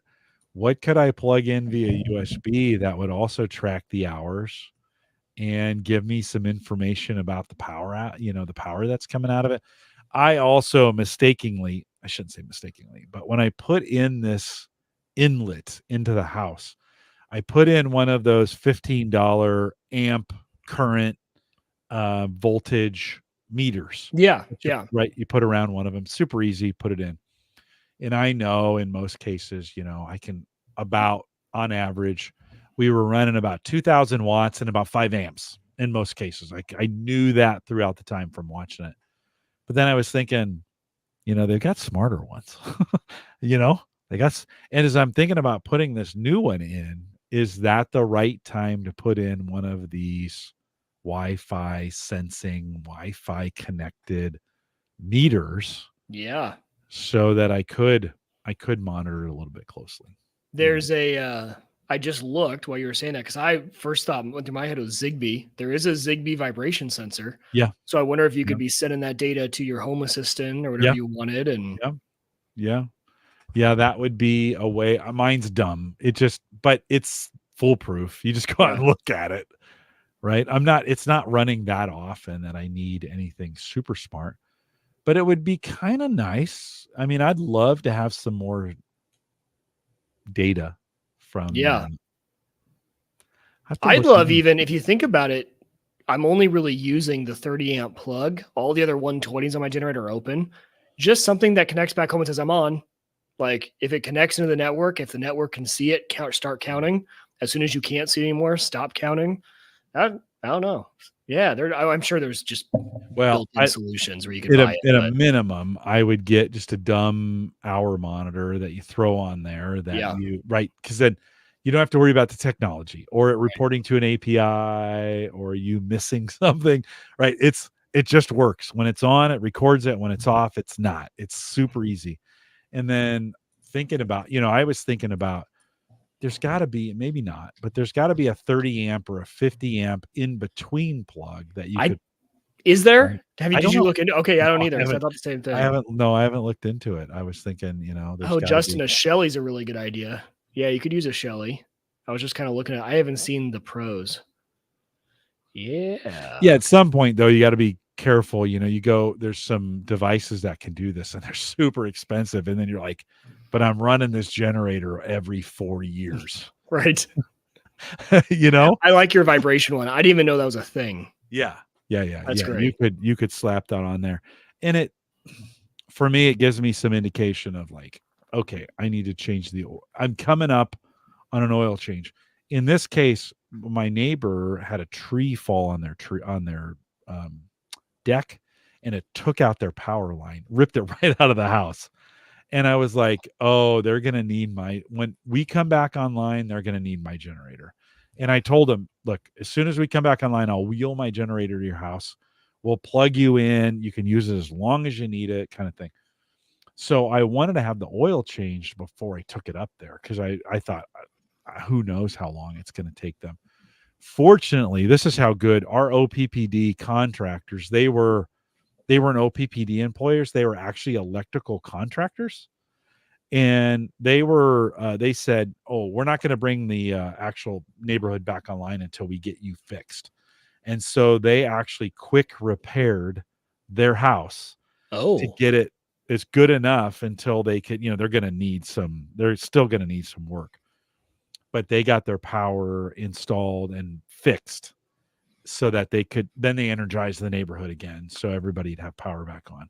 Okay. And I was like, oh, that's super cool that you did that. So I ended up not having to take my generator up there, but I changed the oil in preparation for thinking like, okay, I want to make sure that this thing is all ready to go.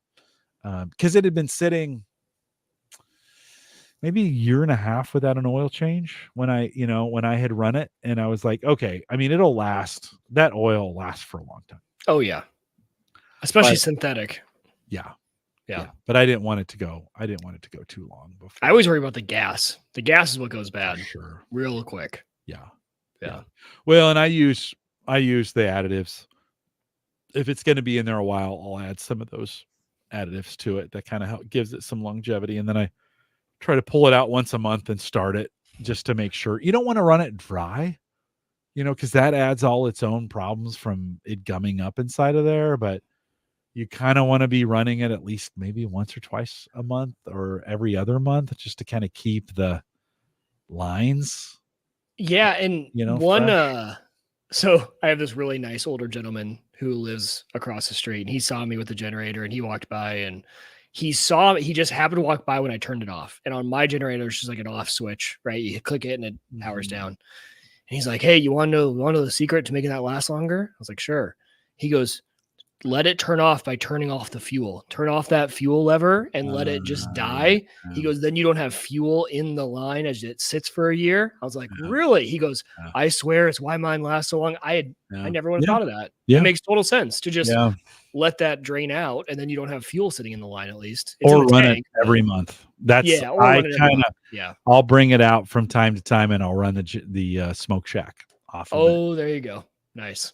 Put a load on it. Yep. Let it run the air conditioner. That puts a pretty good, the air conditioner I have in there puts a 600 watt load on it, just kind of bogs it down a little bit to give it some, Justin says, he goes, our generator, on our generator, our controllers are deep sea systems, but that being overkill for you That's guys. a little overkill for me. Yeah. I wouldn't mind, I'll be honest with you, now that you mentioned it, I wouldn't mind one of those 20 or 40K diesel military. Those things are, Check the surplus. dude, those If things you're are going to put a pad out there stone. anyway, They are and you know how to stone. run it. Yeah. Yeah. Yeah. I fixed them. Like Yeah. I've been in them. I never tore down an engine and rebuilt it. So I can't do any of those things, but all the electrical components, all the maintenance to them, all the phases to them, we'd have to do some things because you could connect several of those in series and to get a lot of energy out of missiles take a lot of energy. You think a generator takes a lot of amps to get started? Fire some missiles. Uh, those I bet that takes a little bit. surprisingly take a lot of amps to get started, right? When you're firing off a missile. So we would connect those together. And Well, this guy said he got his for $2,000, so not bad. Yeah. And then he actually I haven't watched the second video of his. He wired it up to be automatic. So he wired up wires to have a sensor. And so when his power goes out, it turns the generator on. All he has to do is go downstairs and flip the switch at that point. Yeah. I was like, that's the Generac. That's the Generac model. Right. Of sensing, and then it turns over. In that case, still not fast enough. It's like a 30-second cutover. So you still need some battery backups on some of the sensitive things that you're having.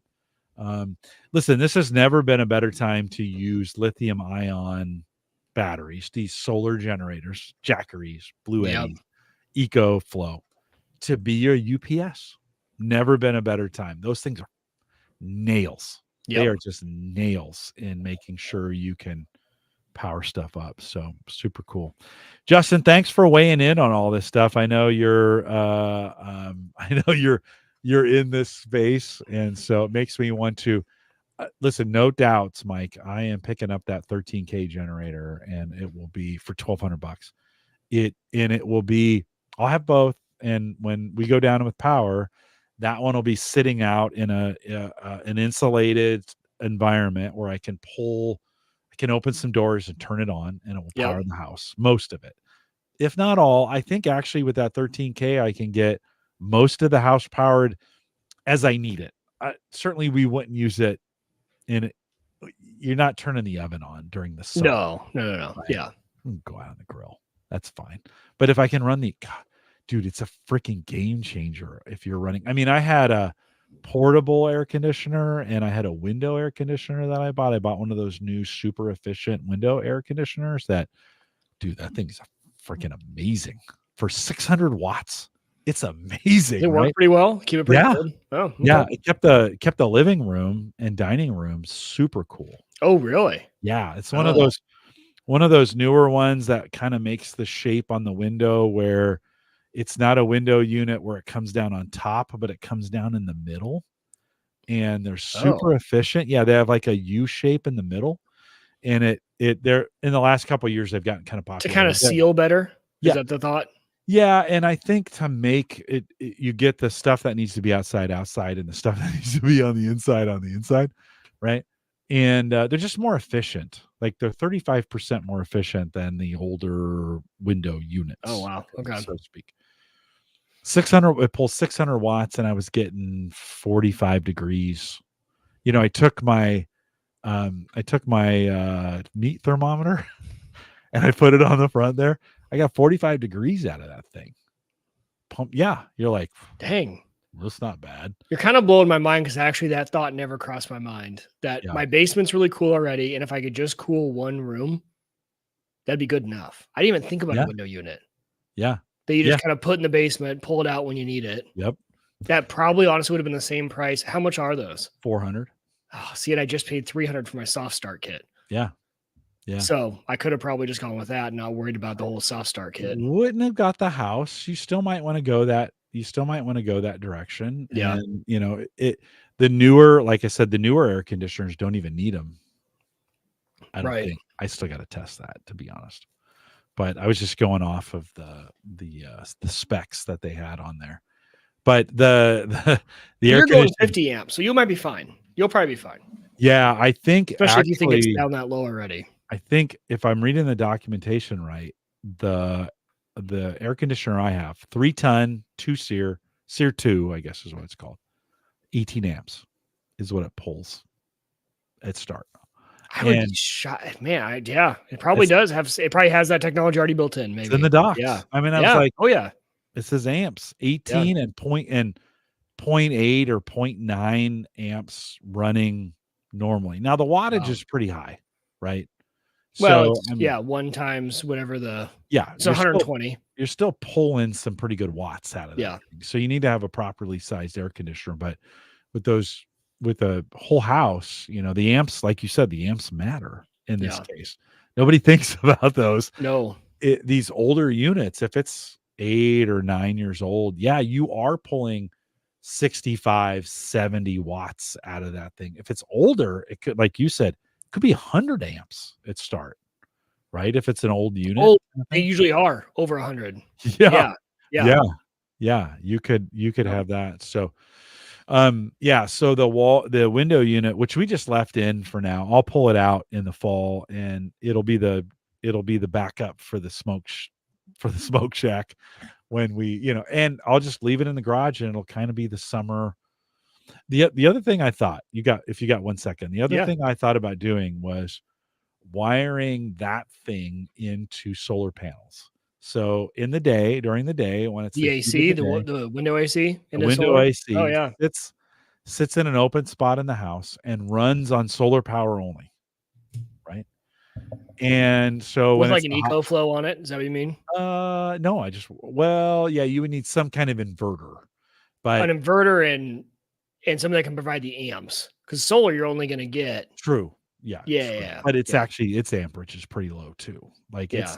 it doesn't take a lot, but yeah, something along those lines to get it Yeah. powered. So during the day, it's running off solar, and then at night, it just shuts off because you're It's providing. cooler at night. It's cooler at night, and Yeah. so it's augmenting the house AC during the day during the hottest period for absolutely nothing. That's not a bad idea. Now, I shouldn't say nothing. Those solar panels are going to cost you. Oh yeah. And you'll need some sort of battery on there. But yeah. Yeah. So I thought about that, and then I was like, no, we'll see.